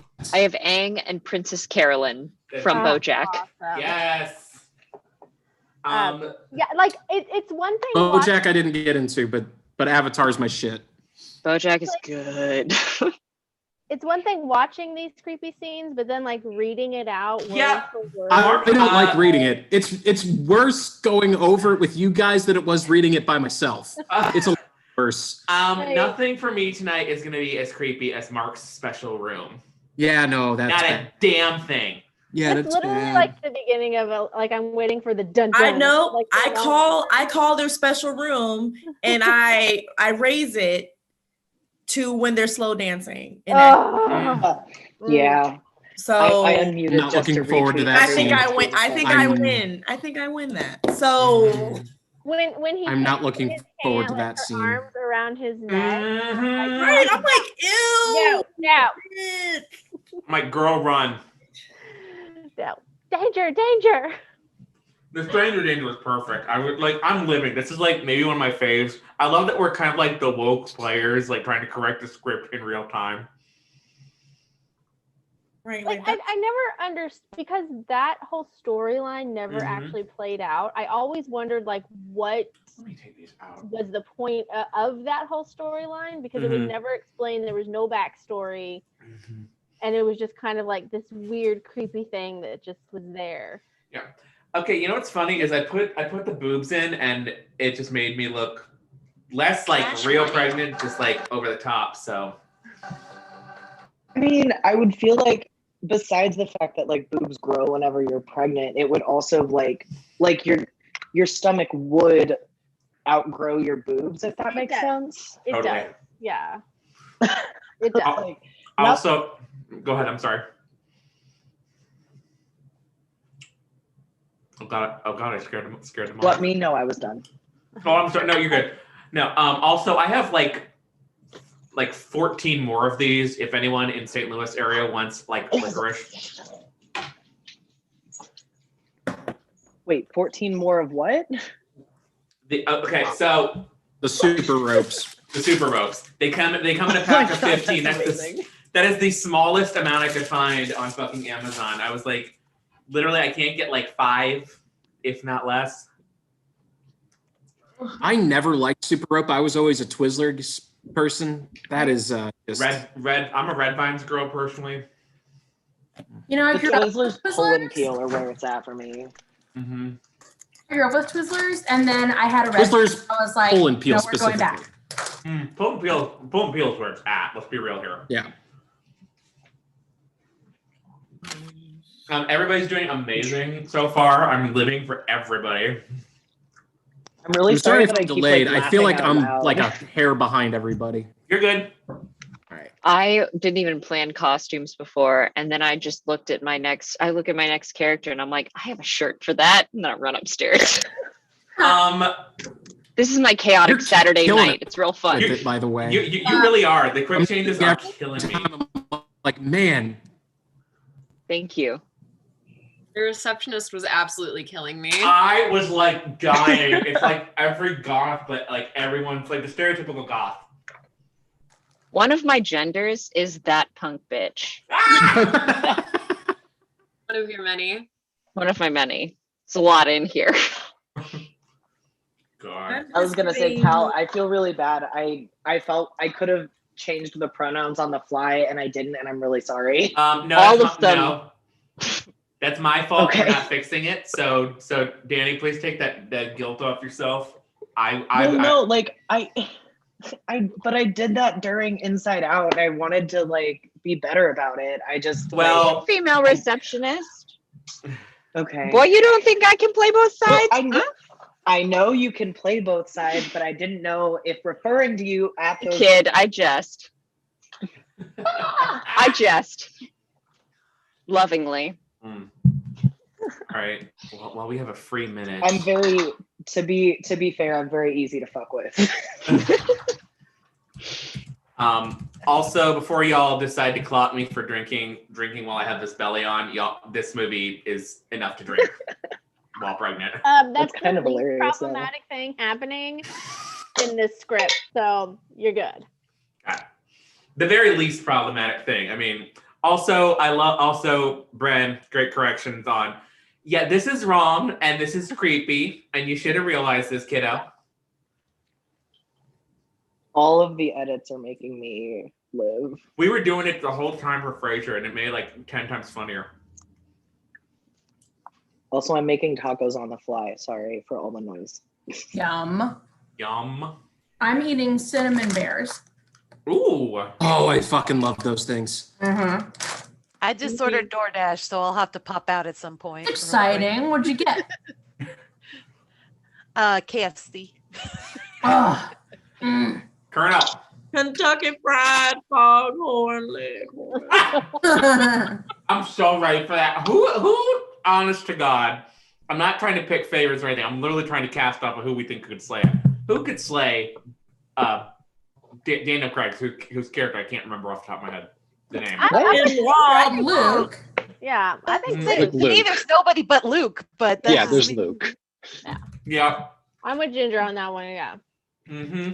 We're basically just gonna be like, Luke, You when need are to. you available for this? Basically that. No, as soon as I found it yesterday, something about Who else in it? Like character-wise, there's Lee Curtis and Toni Collette is who I called because I love her hippie vibe in that. and Chris Evans. I love how Don Johnson plays the same person. He plays like a variety of like some type of racist. He's played it in Django, Watchmen, now this. Mm-hmm. He's literally the white guy that saw Hamilton but still voted for Trump. Right? Honestly, That's when I the saw best. Knives Out and he came on the screen, I was like, "You're still alive?" I mean, that movie had no right being that good. It was so good. It was so good. I had no real I was texting expectation. you while I was in the theaters. You did. With it. Yeah, I was like, this is amazing because it was when Mel was out of town, and I was like, well, I'm just gonna live at the movie theater. So I did, and it was amazing. Yeah, I had no That real really is a expectations, but then there was a point where I'm like, ooh, ooh, ooh, ooh, ooh, Mm-hmm. I'm invested. Yes. Just the dialogue and the charisma between the cast, like, Yes. ugh, just so good. My I favorite. mean, it was just star after star after star, but not like stars that are like, don't look me in the eyes. They're stars that are like, hi. Yeah. Honestly, my favorite line, like there was a bunch of moments where I was like chuckling, but toward the end with "What did the Nazi youth hear in the bathroom?" just got me. Just I don't know Yeah, what I it was was. laughing at that. And it's in that accent too. What did the Nazi youth hear The in the Nazi bathroom? boy, the Nazi boy. The The Nazi Nazi boy. grandchild here in the bathroom. In the bathroom watching porn. So I guess Patrick's gonna have to be the Nazi boy, right? If that's what. I mean, he's got like no dialogue though, so that's the best thing. He says a couple of things. It sucks because Mark, I saw the thing. I'm sorry. Same difference. Pat is like, He didn't hear any of that. It's fine. he's such a I good missed everyman. all of it. So for Knives Out, you basically got voluntold to be the alt-right grandchild. The Nazi boy. He would be a great Hugh, though. God. He's so overjoyed. It sucks because you're like Yay. you make No, such a good Pat would be- stereotypical like white dude, and I but feel Pat- so bad saying that. That would Sorry, be a Pat. great ransom. But I do an amazing Karen, so like I relate on a spiritual level to you. If I had No, to pick, I'm I'd good- rather I'm being do a- ransom. He would be a great ransom. Ooh. Would be a great ransom. Be ransom. I'm here for it. Because I I'll mean, at fight the you end for of it. the I'm day, stuffing my face with food, You're so good. give me like at least 30 seconds before. I mean, you're But good. we still gotta talk time about is a construct. schedules and things. Just eat your tacos. Yeah, we also still have to do announcements, celebrations. Damn it! I'll be. No, I'm kidding. I'll be back momentarily. You're good. Get my food. Go ahead. We'll wait because because Tacos. we've So got random. Mhm. So just random. It Yeah. has nothing to do with nothing. Okay. I'm watching Married at First Sight religiously. Oh God. And if I'm not married by 35, I'm gonna do it. Mhm. So I got 2.5 years left to get my life together. I'm waiting for Kelsey to come in with mom things. I think it's a good choice. I don't know if that's a good choice. You, by the way, killing it with the Juno McGuff. Oh my again. god. Oh, and legit. Here's who I was.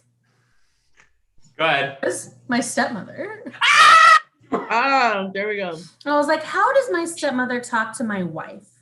Oh. Oh, that's terrible. I would have to get her together. I'm like, bitch. It's okay. I mean, she's, she Sure. could be watching now. Oh, what? She watched. What did she watch? She watched my dad and my stepmom watched. Was it Elf? Maybe because that was. No, it was something where I had to do something sexual.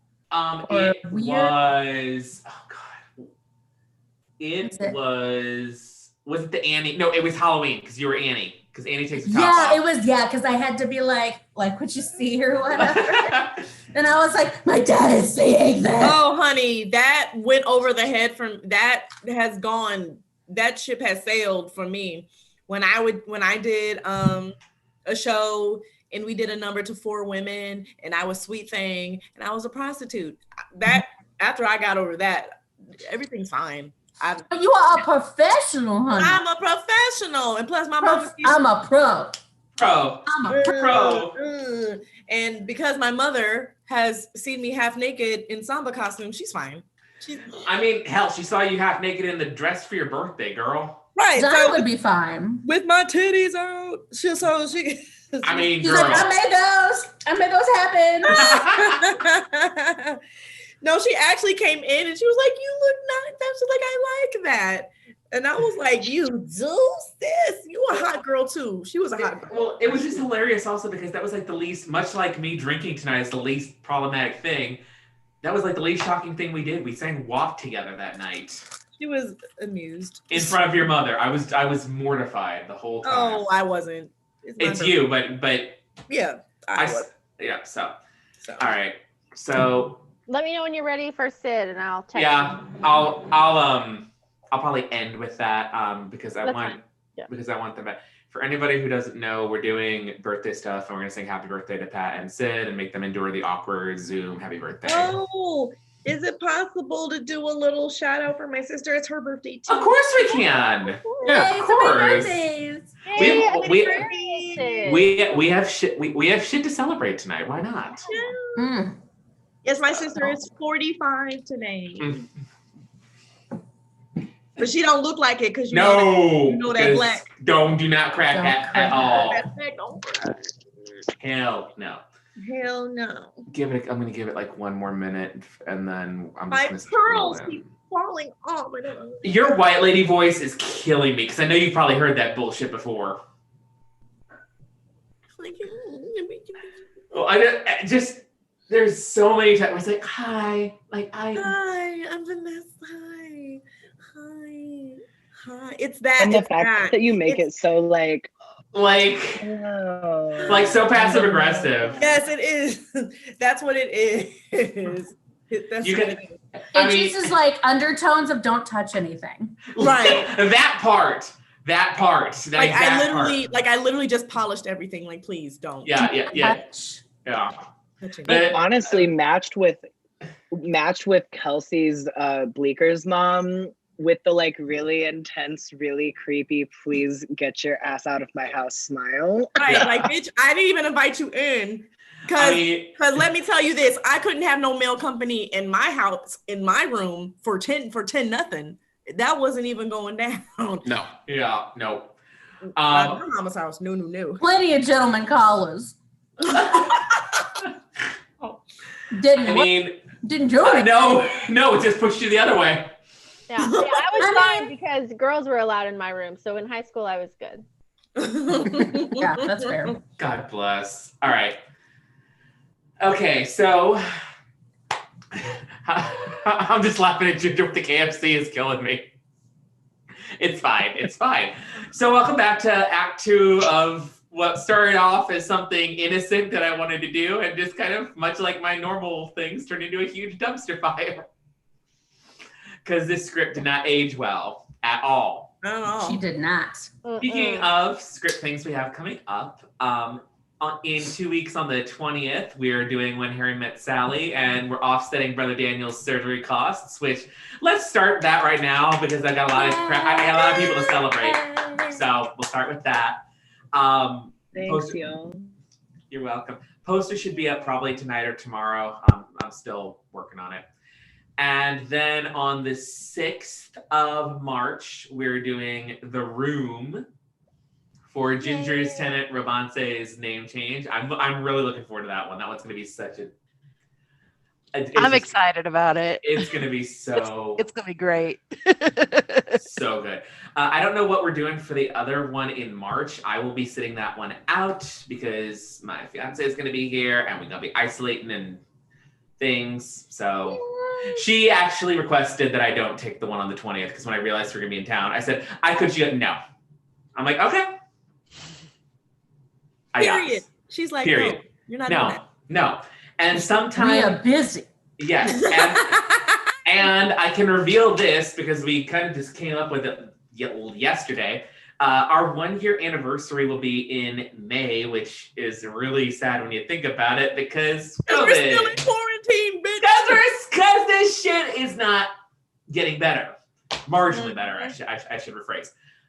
So we're going to be doing Knives Out, which I'm really looking forward to.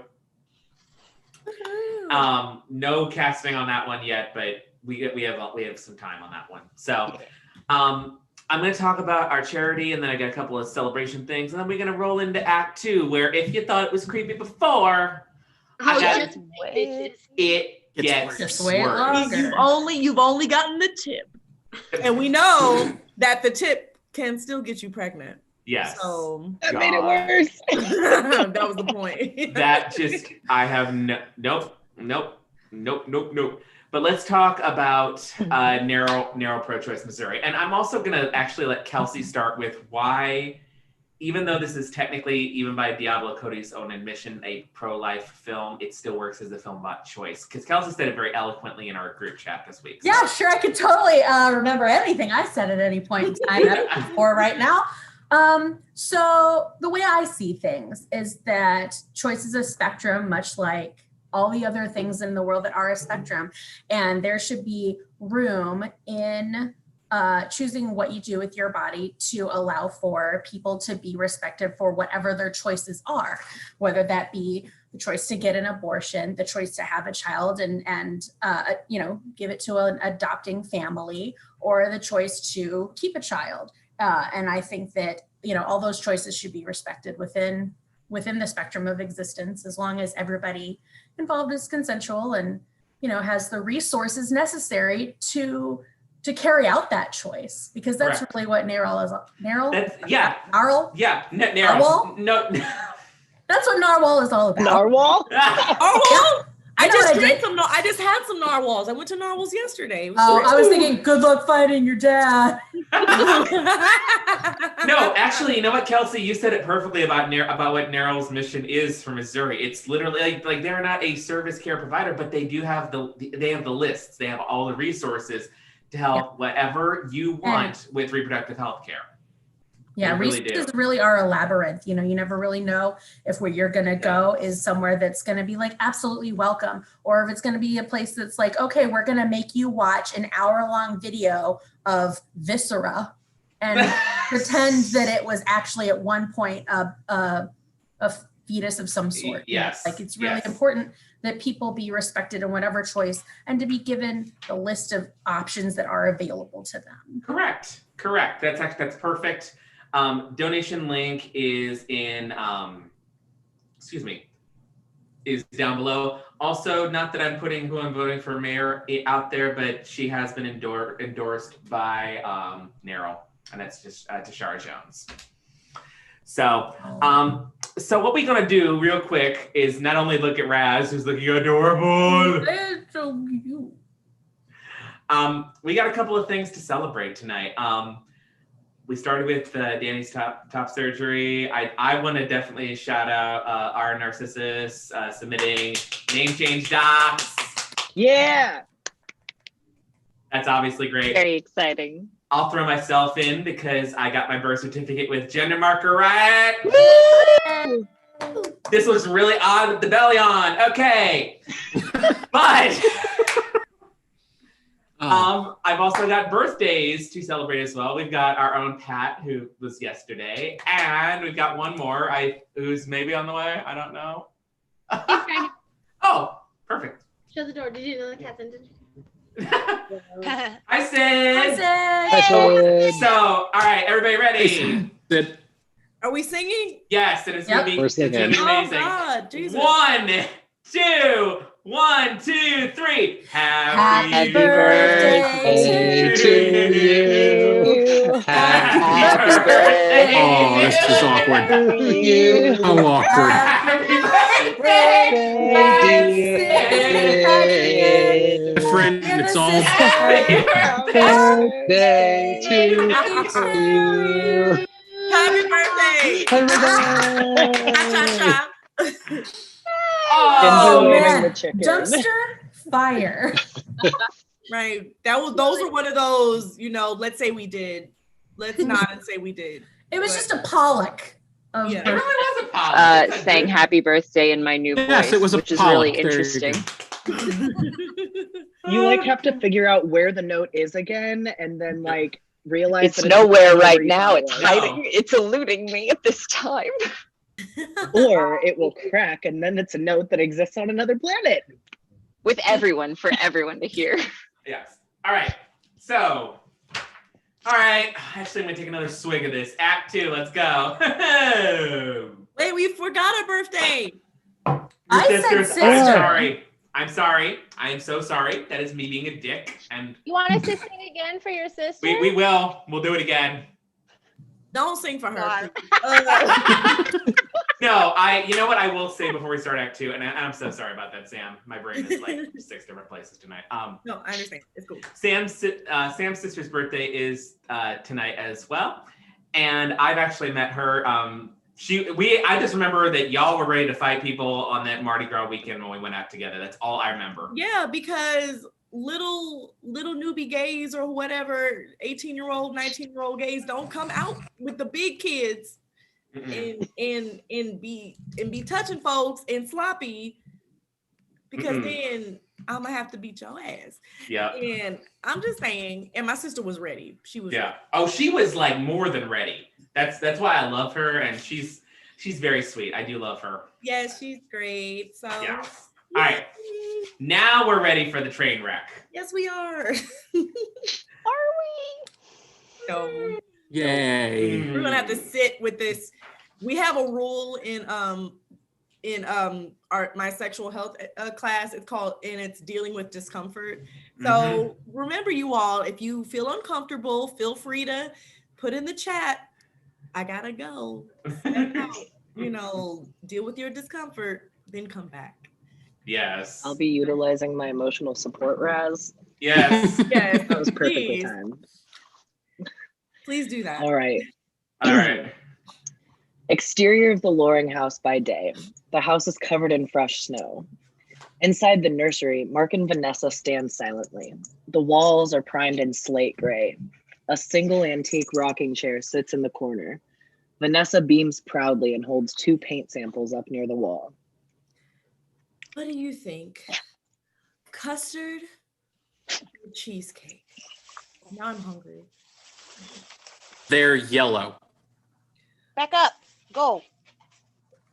Well, I wanted to pick something gender neutral.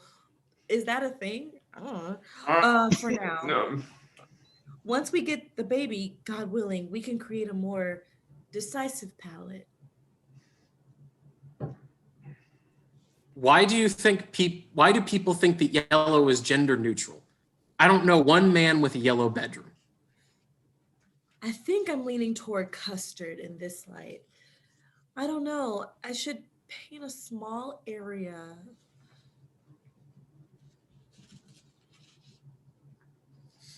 Or you could just wait a couple months. It's not like the baby's going to be storm in here any second and demand dessert colored walls. What to Expect says that readying the baby's room is an important process for women. It's called nesting. Nesting, huh? Are you planning on building the cribs out of twigs and saliva? You should read the book. I even flagged the daddy chapters for you. I just think it's too early to paint. That's my opinion. And I disagree. Mark shrugs, resigned. Vanessa points to the nursery's largest wall. That wall is going to need something. Maybe we could put our first family picture there. Can you see it? It's Vanessa. Mark stares at the wall. He can't see it. Interior of the Ridgedale Mall by day. Juno and Leah are walking through the mall looking bored. Juno is wearing one of Mac's giant hockey jerseys in lieu of an actual maternity wear. Leah gnaws on, are you still eating your chicken, Leah? Yes, come on. Leah gnaws on Kentucky Fried Chicken. Damn. Yum! This chicken tastes like a friggin' donut. Share the love, tits. She wrestles Leah for the chicken. Onlookers stare at them appalled as Leah puts Juno in a half Nelson. She's assaulting me. She's denying me fresh baked Kentucky Fried goodness. Leah claps a hand over Juno's mouth. Holy shit. What? Juno drags Leah behind a pillar and peers out from behind it. They're pretending that they're invisible. And they're watching a group of well-heeled women and their children shopping en masse. Just say white people. One of the women... This is like the one time she doesn't One of the walk women around is pushing a toddler in an ultra-modern stroller.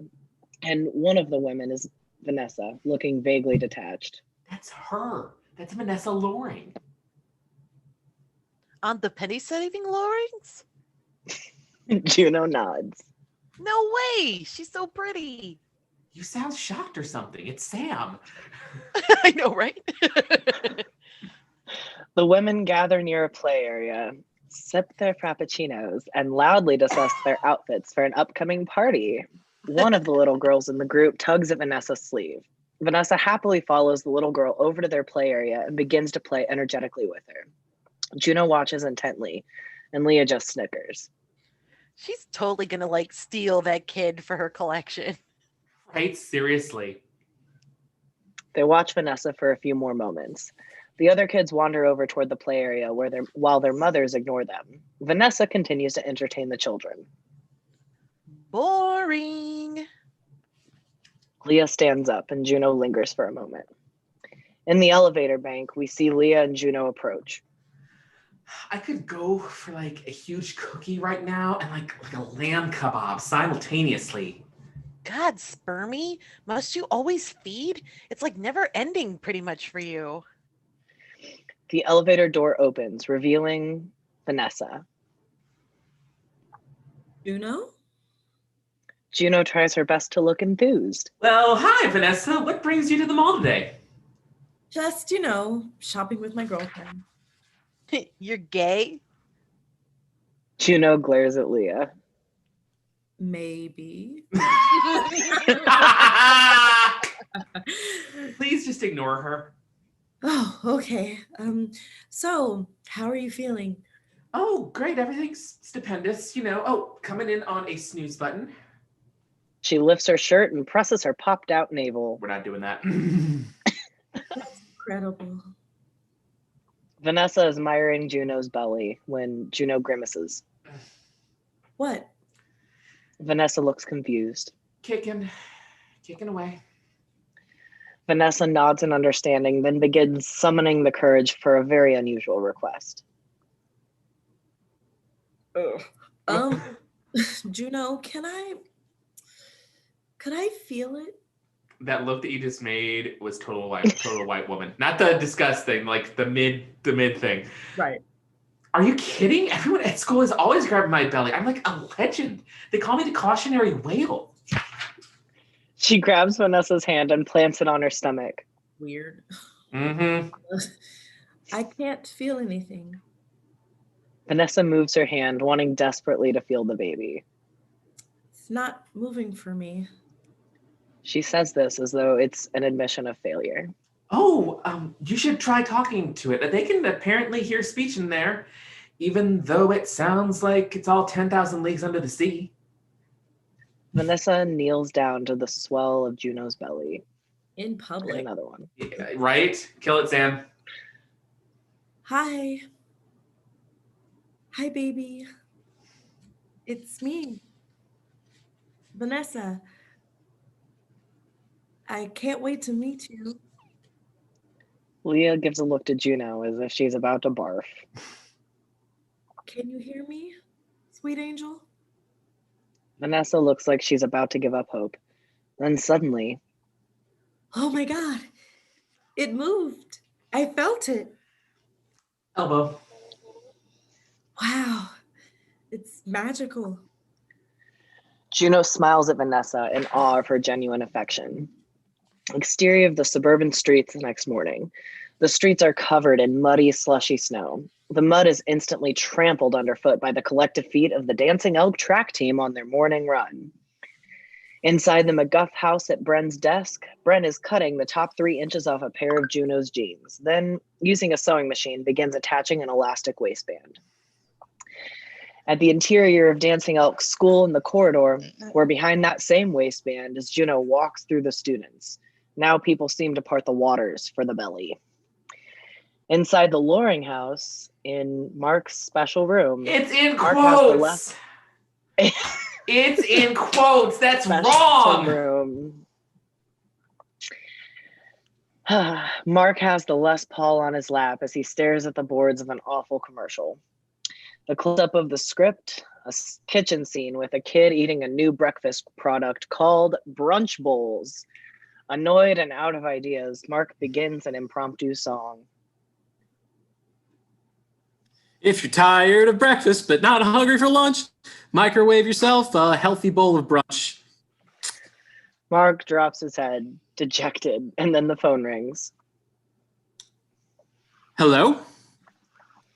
Intercut with the interior of the Dancing Elk School in the phone booth. Okay. So I if I'm gonna be doing this, I need a little bit of that. So I've been spending a lot of time listening to that weird CD you made me. Mark instantly smiles his creeper fucking smile. Oh, really? What's the verdict? I sort of like it. I mean, Guilty. it's cute. That's not a right. Oh, Nope. God. Cute? Well, when you're used to the raw power of Iggy and the Stooges, everything else sounds kind of precious by comparison. I imagine you have a collection of punk chestnuts to prove your point. Don't imagine anything about her, please. Considering your musical education. Oh God, this might be the worst line in the whole script. Oh, no. Yeah, I don't know. God. I'm sorry. I'm dying to see what you're going to teach me. Okay, stop surfing kitty porn, which you probably are, and get back That's to rough. work and say, I just want to say hi.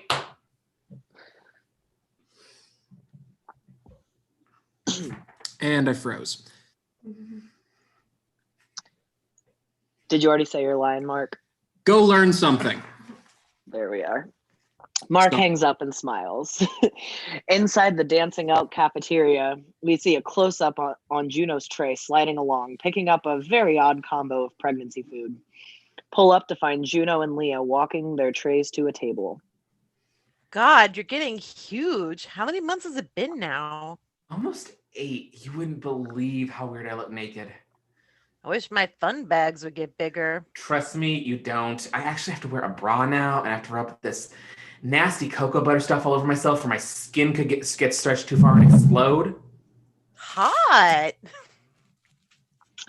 Inside the Dancing Elk School corridor, Juno and Leah are sitting inside an emptied awards case on the wall, eating their lunch. Juno notices that the other kids in the cafeteria can't help but glance her way. Some look derisive, yeah. Others are amused. God, why is everyone always staring at me? Well, you are kind of convex. She illustrates by making a rounded gesture near her stomach. Wow, someone's been actually doing her geometry homework for once. I don't have a choice. Keith's been grading me really hard lately. Please do not refer to Mr. Conyers as Keith, okay? My bark reflex is already heightened these days because I hang out with a child predator. Keith's hot. Ew, he's all beardy. We see Keith, the teacher, talking to some science kids in the background. He has a wild America beard. He lifts a cup of coffee to his lips and slurps lustily. What the fuck, Back on Juno Diablo? and Leah. Did you hear Bleak is going to prom with Katrina DeVort? Katrina? No way. He doesn't like Katrina. Must be a pity date. It's not exactly what I told him to do at all. Right. He asked her. I heard they were going to Benihana and prom and then VJ's parents' cabin because I'm clearly their secretary. Bleeker told me Katrina's whole house reeks of soup. Oh, it totally does. I was there for her birthday about 4 years ago, and it was like Lipton Landing. But you know, boys have endured worse things for Nucky. There's no way in hell they're having sex or even holding hands. I wouldn't be so sure about that. He did it with you. He's a man now. Yeah, well, Bleak trusted me. We're best friends.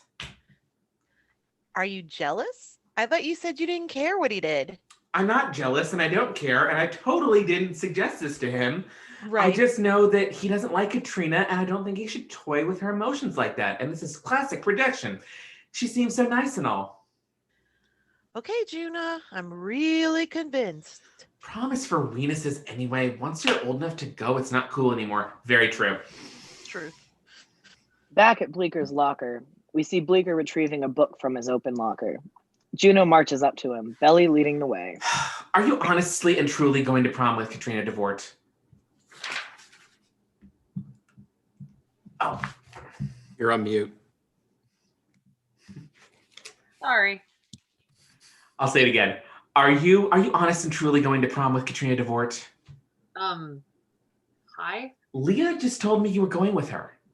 Yeah, I mean, I did ask her if she wanted to go. A bunch of us from the team are going to Benihana and then the prom and then VJ's parents' cabin. Juno is clearly affronted. We're getting a stretch limo. Your mom must be really glad you're not taking me. You're mad. I'm not mad. I'm in a fucking great mood. Despite the fact that I'm trapped in a fat suit that I can't take off, despite the fact that everyone is making fun of me behind my back, despite the fact that your little girlfriend gave me the stink eye in our class yesterday. She's not my girlfriend. And I doubt she was actually giving you the stink eye. She just looks like that all the time. A girl strides past, obviously Katrina, with a sour look aimed squarely at Juno. Whatever. Have fun at prom with soupy sales. I'm sure I can think of something way more cool to do that night. Like I could pumice my feet or go to Bren's dumb Unitarian church or get hit by a 10-ton truck full of hot garbage juice. All of those things would be exponentially cooler than going to prom with you. She starts to walk away. Bleeker takes a deep breath. You're being really immature. What? Bleeker braces himself and pushes up his lab goggles. That's not how our thing works. I hurled the accusations and you talked me down, remember? Not this time. You don't have any reason to be mad at me. You broke my heart. I should be royally ticked at you, man. I should be really cheesed off. I shouldn't want to talk to you anymore. Why? Because I got boring and had sex with you one day and then I didn't marry you? Like I'd marry you. You'd be the meanest wife of all time. And anyway, I know you weren't bored that day because there was a lot of stuff on TV. The Blair Witch Project was on Stars, and you were like, oh, I want to watch this, but we should make out instead, la la. Forget it, Bleak. Take Katrina the douchepacker to prom. I'm sure you guys will have a real bitchin' time. Yeah, well, I still have your underwear. I still have your virginity. God, shut up. What? Are you ashamed we did it? No. Well, at least you don't have to walk around with the evidence under your sweater. I'm a planet. Juno picks up her backpack dejectedly and slides it over her shoulder. She's about to walk away when... Wait, let me take that. Huh? You shouldn't be carrying that heavy bag. I'll take it. Oh, it's fine. What's another 10 pounds? She turns around, wipes tears off her cheek, making sure that no one sees, and continues down the hallway. Outside the McGuff house, we see Juno climbing ungracefully into the Previa. She starts the engine, then pauses to really think about her fucking actions before digging through her backpack for something. She produces a brush and begins brushing her hair in the mirror, examining herself self-consciously. She puts on some Dr. Pepper lip smacker and backs out of the driveway. This ain't creepy at all. Interior of Mark's special room. Mark is seated at the computer, surfing a horror movie website. He has the blank expression of a bored, obsessive child fucking creeper. Yep. The doorbell rings. At the Loring house's entry, we see Mark open the door. Juno stands there looking radiantly knocked up. She holds a stack of CDs. Mark breaks into a grin. Wow, that shirt is working hard. That's a creepy thing to say. Everything for the next 10 pages is just creep. So I think I'm just going to say it and we're just going to get through it as best we can. Is Vanessa here? We're just going to get through this together, sis. Yeah. Is Vanessa here? God, I hope she's here. Nope, we're safe, unfortunately. He and Juno smile conspiratorially. No. Oh, God. Cool. Come on, I have something for you. He gestures for Juno to follow him into the house. And, damn, it's really bad when you read it. Inside the basement, we see that the Loring's basement is dark, dank, cluttered, unfinished, and unattractive, much like Polly Bleeker's. Mark pulls a chain to illuminate a bare bulb. This is disturbing. And what does Diablo Cody have against? Wording.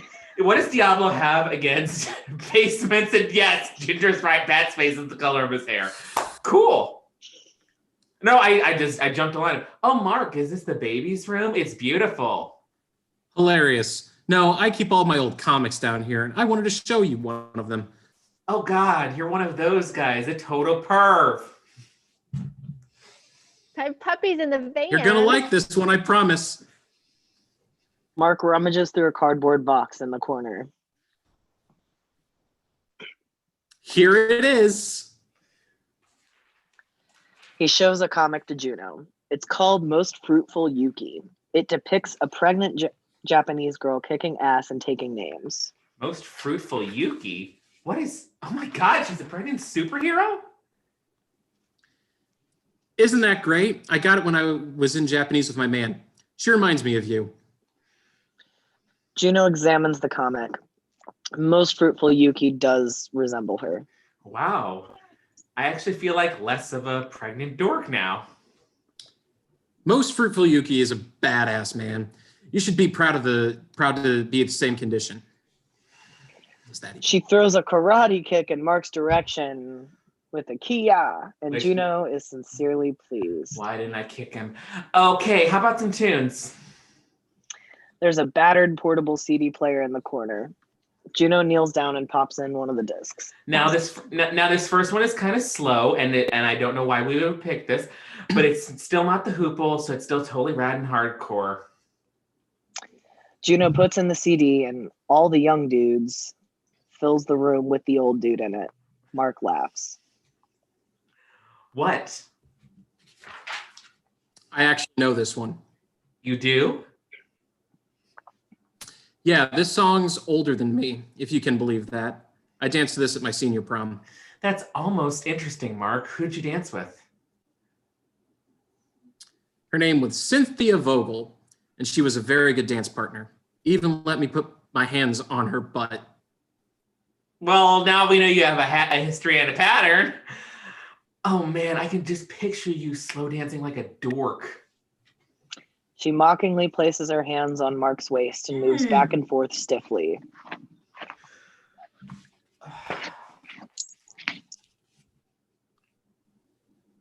No, I put my hands on your waist, then you put your arms around my neck. That's how we did it in 88.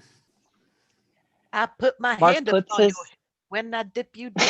Sorry, I had to break the. That's what we do now. Yes. Okay. Next. Mark puts his almost hands through it. on what remains of Juno's waist. She drapes her arms around his neck self-consciously because obviously. Oh, okay. Like this. You've never been to a dance, have you? Only squares and nerds go to dances. What are you? In over my head. I don't know. They sway slowly to the music. Juno's belly bumps up against Mark.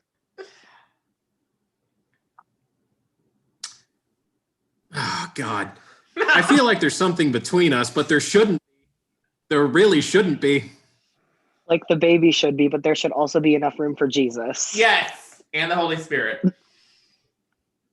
And God. And Yeah. God is apparently as big as the whole universe. So anyway, they laugh. Yes. Juno rests her head on Mark's chest. They dance in silence for a few moments, then stop moving. Mark pulls Juno as close as he possibly can, given her expanding girth. I'm leaving Vanessa. Michelle is killing me with this hoodie. Okay. All right. What?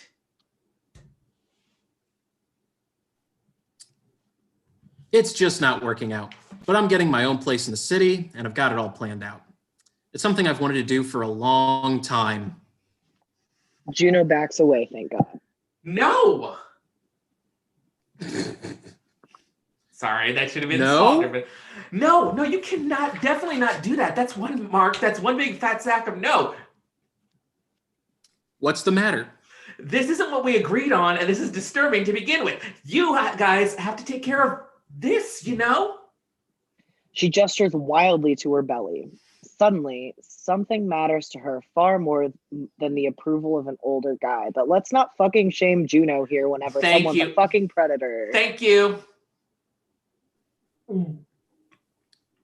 Go ahead. But I thought you'd be cool with this. Because, you know, I'm a cool older dude whose approval matters to you, apparently.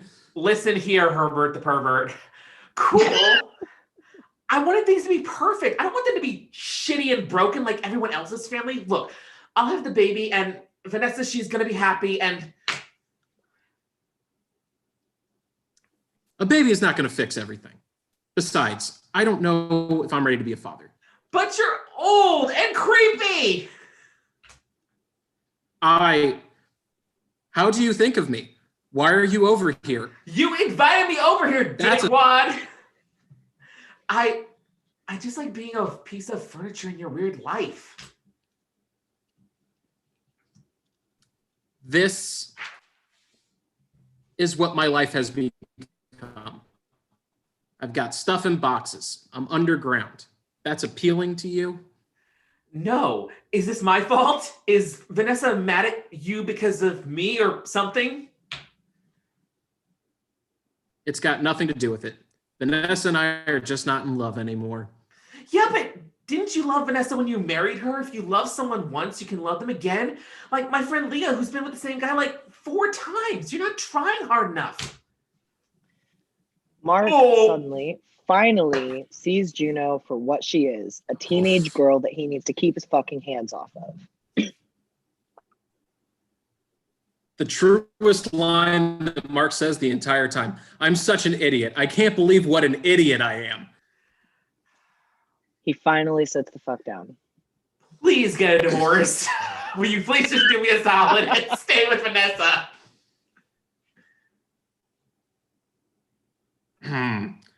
God, you're so young. Yes, I am. I'm not that young. All right. I'm old enough to tell. All right. I'm old enough to tell when someone's acting like a total a-hole pervert.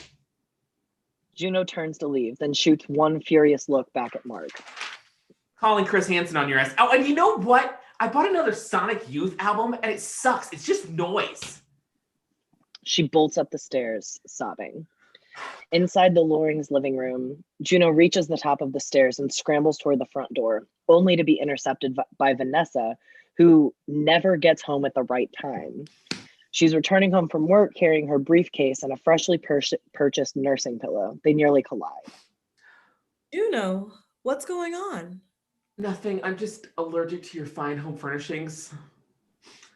It's obvious from Juno's tears and flushed face that she's lying. Vanessa instantly goes pale with fear, but she As tries she her hardest to seem serene and together in front of Juno. Mark, you motherfucker. Why is Juno crying? I told you I'm not crying. I'm just allergic to home furnishings. I'll see you guys later. She rushes toward the door. Hold on. Juno halts. Juno, what's the matter? She's hormonal. Right, June? I guess that's supposed to be Juno. It's Yeah, just part of the whole process. Yeah, I think you're finally done, at least with creepy lines. I hope. Juno looks God, I totally hope so. betrayed. She doesn't respond. Vanessa looks at Juno's expression and knows that Mark is lying. What did you do? I didn't do anything. I've just been thinking. What? Just thinking if this is really the right thing for us. What are you referring to? She knows exactly to what he's referring. I've just been wondering if we're, ready. Of course we're ready. We've taken all the classes, the nursery, the books. I know we're prepared. I just don't know if I'm ready. Juno's face continues to fall, and Vanessa notices. You know what? That line there is actually a word. We'll talk about it after this ends. Anyways, Juno, don't worry about this. He just has cold feet. That's how guys are. The books all say the same thing. A woman becomes a mother when she gets pregnant. A man becomes a father when he sees his baby. That's bullshit. He's going to get there. He'll get there. Juno ain't buying it. Why don't we let Juno go home like she should have been, and we can discuss this later on, okay? It all just happened so fast.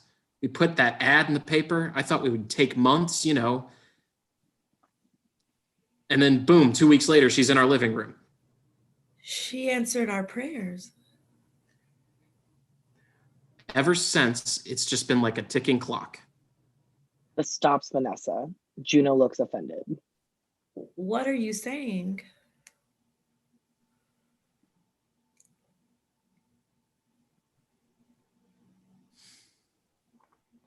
It just feels like a little bad timing.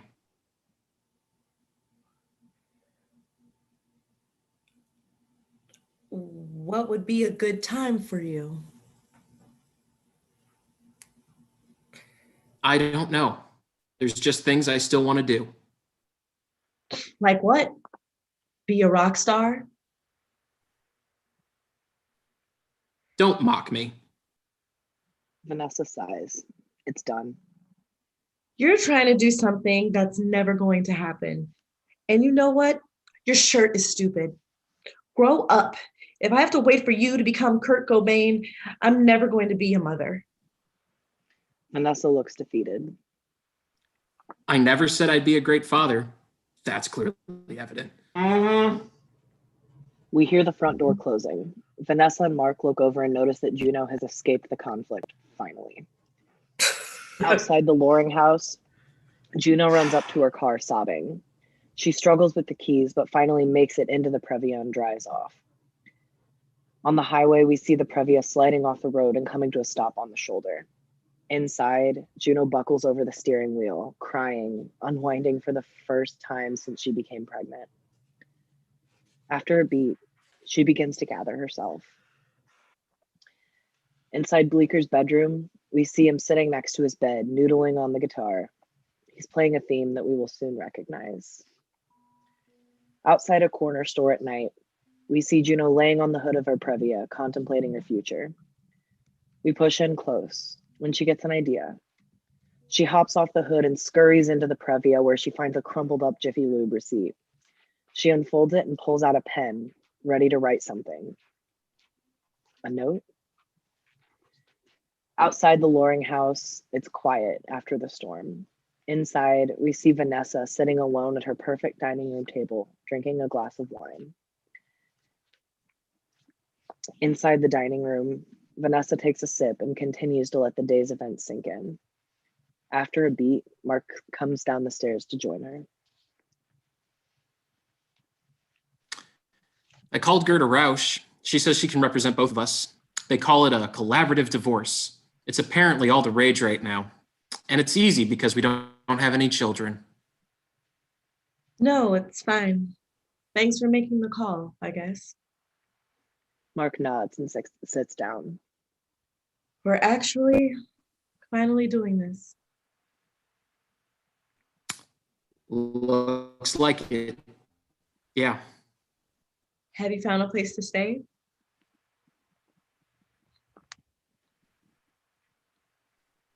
Yeah, downtown. A hotel? It's loft. Aren't you the cool, perverted, nasty guy? They stare at the wall, speechless and defeated. I wanted a baby so bad. So bad. She buries her head in her hands. I know you did. There's a loud knock on the front door. Outside the Loring house's entry, we see Mark opening the door. There's a folded piece of paper sitting on the doormat. He squints and sees Juno pulling away in the van. Mark carefully unfolds the piece of paper. It takes a minute because of Juno's proficiency in teen girl origami. He holds it up. We can see there's writing on the back. It looks like a bill from Jiffy Lube. Vanessa takes the note from his hand and turns it over, examining it. It's for me. Outside the McGuff house, Juno parks her car and walks up to the house. A porch light's been left on for her, and the place looks cozy and inviting. I never realized how much I like being home unless I've been somewhere really different for a while. Crocus? Yeah. She picks a crocus from the unkempt garden near the porch and sniffs it. She lifts her shirt and tickles her belly with it. Then she tucks the flower into her unkempt hair. Inside the McGuff house kitchen, Mac is alone at the kitchen table going over the family finances while drinking one of Bren's weight loss shakes. Juno enters. Hi, Dan. Hey, big version of Junebug. Where have you been? Dealing with stuff way beyond my maturity level. Where is everyone? Bren took Liberty Bell to her Todd's ice skating class. When will you guys learn that tots can't skate? You look a little morose, honey. What's eating you? Losing my faith in humanity. Think you can narrow it down for me? I guess I wonder if sometimes if people ever can stay together for good and good people, not like these creeps, not like this creep and this good lady. You mean like healthy, functional couples? Yeah, like people in love. Are you having person trouble? I gotta be honest. I don't much approve of dating in your condition. Well, because it's kind of messed up, even though I am making some clear value judgments. I don't intend to do though, but I'm an older white guy and that's what happens. Dad, no. Well, and again, I'm making some value judgments, but these are the lines. I'm going to say them. It's kind of skanky. Isn't that what you people call it? Skanky? Skeevy? Please stop now. Tore up from the floor up? Dad, it's not about that. I just need to know that it's possible for two people to stay happy together forever, or at least for a few years. It's not easy. That's for sure. Now, I may not have the best track record in the world, but I have been with your stepmother for 10 years.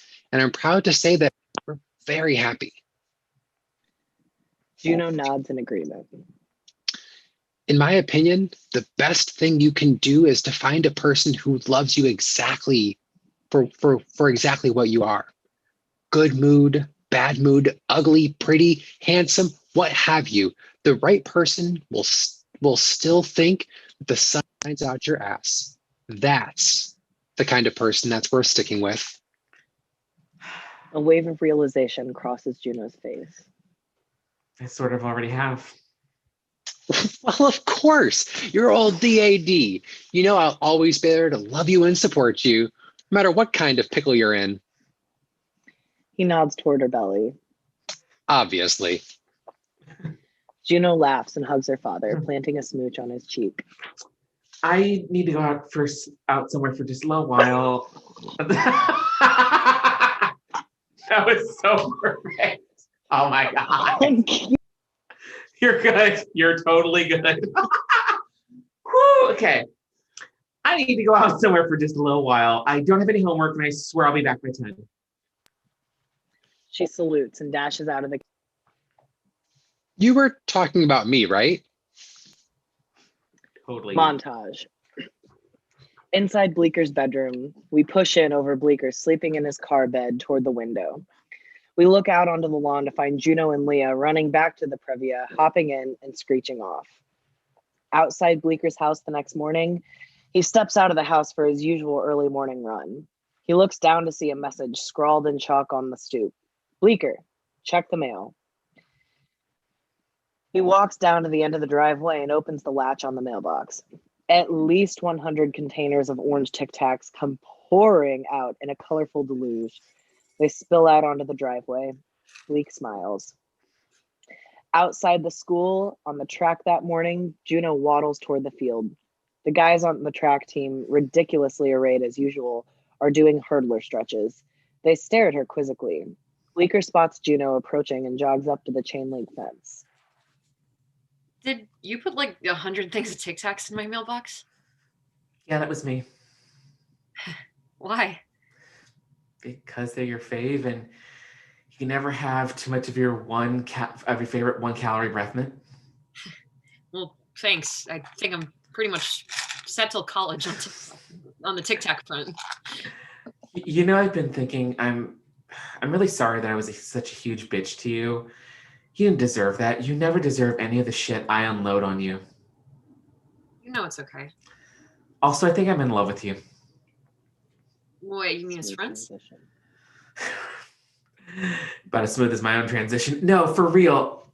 I think you're the coolest person I've ever met, and you don't even have to try. I try really hard, actually. No, you're naturally smart. You always think of the funniest things to do. Remember when you passed me that postcard in Spanish class and it was addressed like Junebug McGuff, row 4, third seat from the blackboard, and it said, "I'm having fun in Barcelona. I wish you were here." That was hilarious. I was just bored. I only think school is awesome like 80% of the time. Plus, you're the only person who doesn't stare at my stomach all the fucking time. You actually look in my face. And every time I look at you, the baby starts kicking me super hard. It does? Juno presses Bleeker's hand against her belly. Wizard. I think it's because my heart starts pounding when I see you. Mine too. Basically, I'm completely smitten with you, and I don't care if I'm making an ass out of myself right now because you see me make an ass out of myself 1,000,000 times and you still want to be my friend. Yeah. You're the best friend I've ever had, even when you're being kind of evil. All I need from you. That's more than I could ever ask for. You're just golden, dude. Can we make out now? Okay. Bleeker and Juno kiss, oblivious to the gawking track team guys in the background. In the distance, near the school entrance, we see Steve Randazzo, the kid who always torments Juno, regarding the makeout session with a sad, envious expression. Leah passes by, does a double take, then hurries up to the fence, rolling her eyes. You know, you could go into early labor sucking face like that. Juno gives her the finger, not breaking the clinch with Bleeker. Inside Juno's McGuff Inside Juno's bedroom in the McGuff house, we see Juno lying on her back on the bed, staring at the ceiling. She's more pregnant than we've ever seen her. She revs a Matchbox car against the slope of her belly and lets it roll. Juno suddenly sits up, looking thoroughly freaked. She pats her lap frantically and jumps off the bed. Dad? Intercut with Mac looking up from the lure he's working on. What? Either I just pissed my pants or Or Thundercats are go! Outside the McGuff house, Mac, Bren, and Liberty Bell rush out of the house. They pile into the Previa at a breakneck speed. Juno waddles behind them, protesting. In the hospital, we see a close-up of Juno wearing a puffy surgical cap. She's being pushed down the hospital corridor in a wheelchair. She bursts into giggles. Pull back to reveal her that Leah is pushing her rather aggressively. Leah jokingly steers the wheelchair into a wall. Juno feigns whiplash. Bren appears behind them and orders Juno out of the wheelchair, exasperated. She surgical cap. Leah and Juno snicker. Interior of the hospital birthing suite by day. We see Juno is in a birthing suite at the hospital, pacing impatiently, bent over in obvious discomfort. She's wearing her Chuck Taylors and knee socks with her hospital gown. Leah and Bren stand nearby. Juno doubles over in pain. Ow, ow, fuckity, ow. Bren, when do I get this spinal tap thing? It's called a spinal block and it doesn't fucking help anyway. And you can't have it yet, honey. The doctor said you're not dilated enough. You mean I have to wait for it to get worse? Why can't they just give it to me now? Well, honey, because doctors are sadists who like to play God and watch people scream. Juno lets out a genuine shriek of pain. Ah! Oh, shit. Hey, can my kid have the damn spinal tap already? Inside the birthing suite later, we see Juno in the process of delivery. I'm not doing any of that. We're just going to keep talking. You don't need to see what's between the legs. Leah holds one of Juno's feet and Bren holds the other. And then out of nowhere, there it was. The doctor reveals Juno's baby boy above the sheet. There he was. Juno looks at the baby in awe, and then her eyes begin to flutter, and she passes out. Outside the Dancing Elk school track, Polly Bleecker is running as fast as his legs can carry him on the Dancing Elk track. There's a very sparse crowd in the bleachers. I decided not to call Bleecker and tell him I was having the baby. He had a big meet against Mantino, and I didn't want him to get all worried about me and choke. Polly breaks the tape, winning the race. The 15 or so people in attendance cheer. Bleecker pants at the finish line, dripping with sweat. P. Bleecker has just broken a district record in the 400 meter. Bleecker looks out at the bleachers, scanning them for Juno. She's not there. But he figured it out anyway. Bleak takes off running toward the parking lot without stopping to explain. His mother stands up, confused. Inside the birthing suite, we see Juno curled up on her bed in the birthing room. The birth is obviously over. There's that air of stillness and accomplishment, a task completed. The doctors have cleared out. Max sits in a chair next to the bed, looking like he's not sure what to say. He holds up a deck of playing cards as if to initiate a game, but Juno gently pushes his hand away. Their eyes meet. His expression is helpless. Hers is utterly drained. Someday you'll be back here, honey. On your own terms. Juno nods and swallows. Over Mac's shoulder, a silhouette appears in the doorway. It's Bleecker in his track uniform. Juno sees him and bursts into sudden, ragged sobs. Mac glances at her, alarmed. Polly moves toward the bed. Mac clears his throat, gets up, and leaves the room. Polly climbs onto the hospital bed and carefully puts his arm around Juno. She leans into him, letting herself go for the first time in months. That evening, we see Juno lying on the bed, still in the hospital room. She looks rested and relaxed compared to her earlier crying jag, but her face is still pink and swollen. Bleeker's curled up next to her, still in his track uniform and spikes. Bleecker decided he didn't want to see the baby. Neither did I, really. He didn't feel like ours.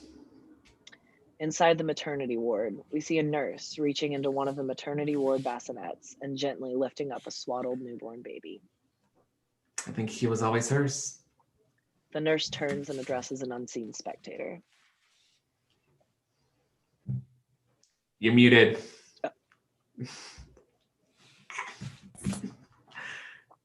Would you like to meet your son? Pull back to reveal she's speaking to Vanessa, who stands paralyzed several feet away.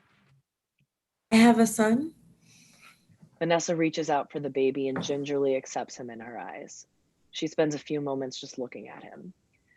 She feels someone watching her, then looks up to see Bren leaning against the doorway. Vanessa blinks away her tears self-consciously. How do I look? Like a new mom, scared shitless.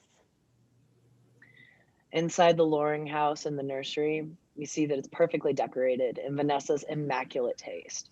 Nothing looks as though it's been touched. We see the antique rocking chair sitting empty. It ended with a chair. We pan past the wall Vanessa had said needed something. There's a framed note on the wall. It looks like it was handwritten on the back of a Jiffy Lube bill. We see that it says, Vanessa, if you're still in, I'm still in. Juno. We move to the door and get a view of Vanessa's bedroom. We see her lying in bed with a burp cloth draped over her shoulder, feeding the baby. For the first time ever, Vanessa looks disorganized, unshowered, and incredibly happy. There are formula bottles on the bedside table and a bassinet pushed close to the bed. Obviously, she hasn't been away from the baby for a single moment. The baby reaches up and grabs Vanessa's thumb. Vanessa glows with an expression of pure bliss. We cut to the exterior of the McGuff house. It's a sparkling summer afternoon. Juno wheels her bicycle out of the detached garage. She waves goodbye to Bren, who's playing in the yard with two dogs. Weimaraners. That's, well, yeah, but I thought that it was mispronounced. Weimaraners. But Alice and Is that Jenny how probably it's mispronounced it. They're dogs, okay? Dogs. With two golden retrievers. Ah! Almost as happy with her dogs as Vanessa looked with her baby.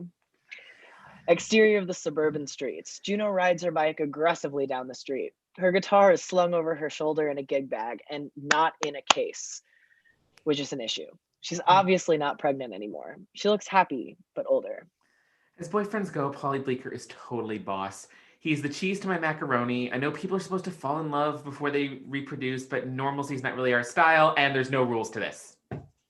As she tears recklessly down the street on her bike, she passes the Dancing Elk track team, still running in outrageously skimpy shorts and bandanas.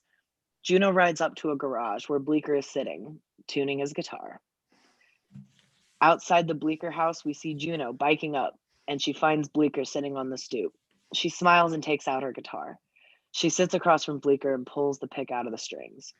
I can't believe we're actually going to be singing this probably, but it's going to work, I hope. Ready? Bleecker nods. Juno begins strumming her guitar and playing Anyone Else But You by the Moldy Peaches. Bleecker joins in. At first, their playing is discordant, but suddenly it works. You're a part-time lover and a full-time friend. The monkey on your back is the latest trend. I don't see what anyone can see in anyone else but you. Here is the church and here is the steeple. We sure are cute for two ugly people. I don't see what anyone can see in anyone else but you. You have shiny, happy fits of rage. You want more fans, I want more stage. I don't see what anyone can see in anyone else but you. You are always trying to keep it real. I'm in love with how you feel. I don't see what anyone can see in anyone else but you. You on the brain in the shadow of a train. Kiss you all starry-eyed, my body swinging from side to side. I don't see what anyone can see in anyone else but you. The pebbles forgive me, the trees forgive me, so I can't you forgive me. I don't see what anyone can see in anyone else but you. Do, do, do, do, do, do, do, do, do, do, do, do.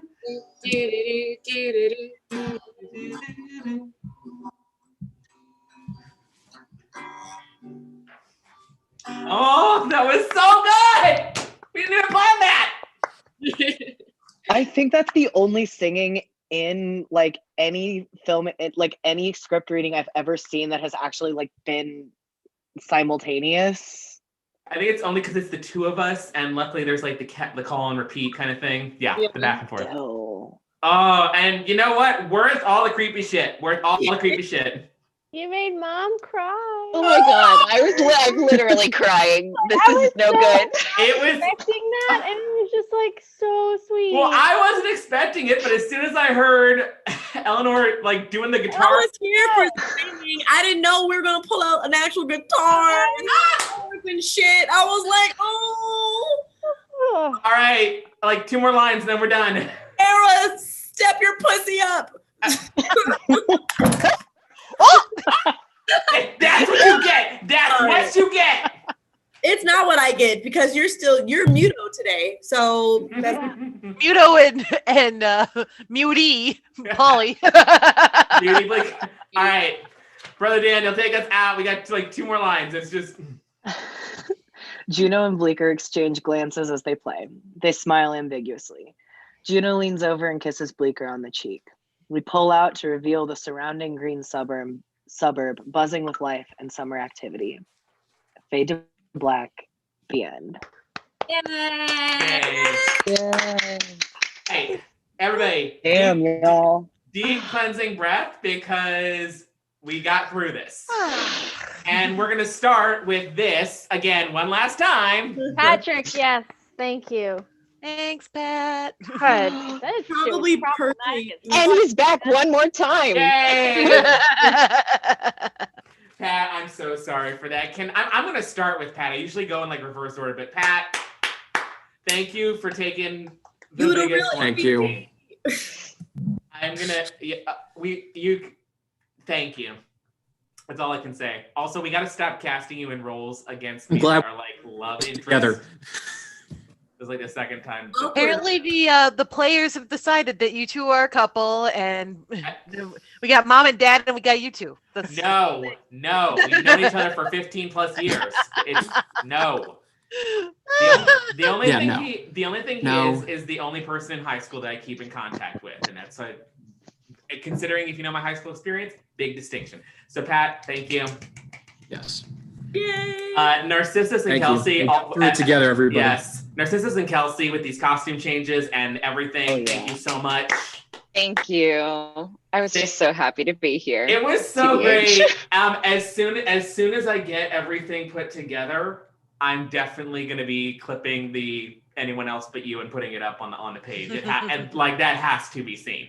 That was great. It's so good. Sam bringing the best passive aggressive white lady realness, but honestly, some real emotion in there. I really do like. So you really saw Vanessa's growth. I feel like. Yeah. Oh God. Yeah. Yeah. She's an actress. She's an actress. I would like to thank the Academy. Play her off. Oh, and since we're here, I'm not. So, in speaking of actors and actresses, yes, go on. Out of all of the women that could be nominated for the Golden Globes, there's only 2 women of color that are nominated for all the Golden Globes. Don't y'all watch that shit? Don't y'all watch that shit? No, it's the Globes already have a fucked up system for how they do TV awards for supporting roles. Is that are we even doing the Golden Globes this year? They're next month, and the nominations came out. Anyway, Golden Globes? What Golden Globes? These Golden Never Globes. heard of them. What are those? Ginger is Leah. Thank you so much. Pardo was born to play. Honestly. Michelle. Not a far departure. Yes. Right. Well, speaking of not far departures, Michelle is Bren. Thank you. Sean making me literally almost cry with this. Like things I feel in my heart and I give to you.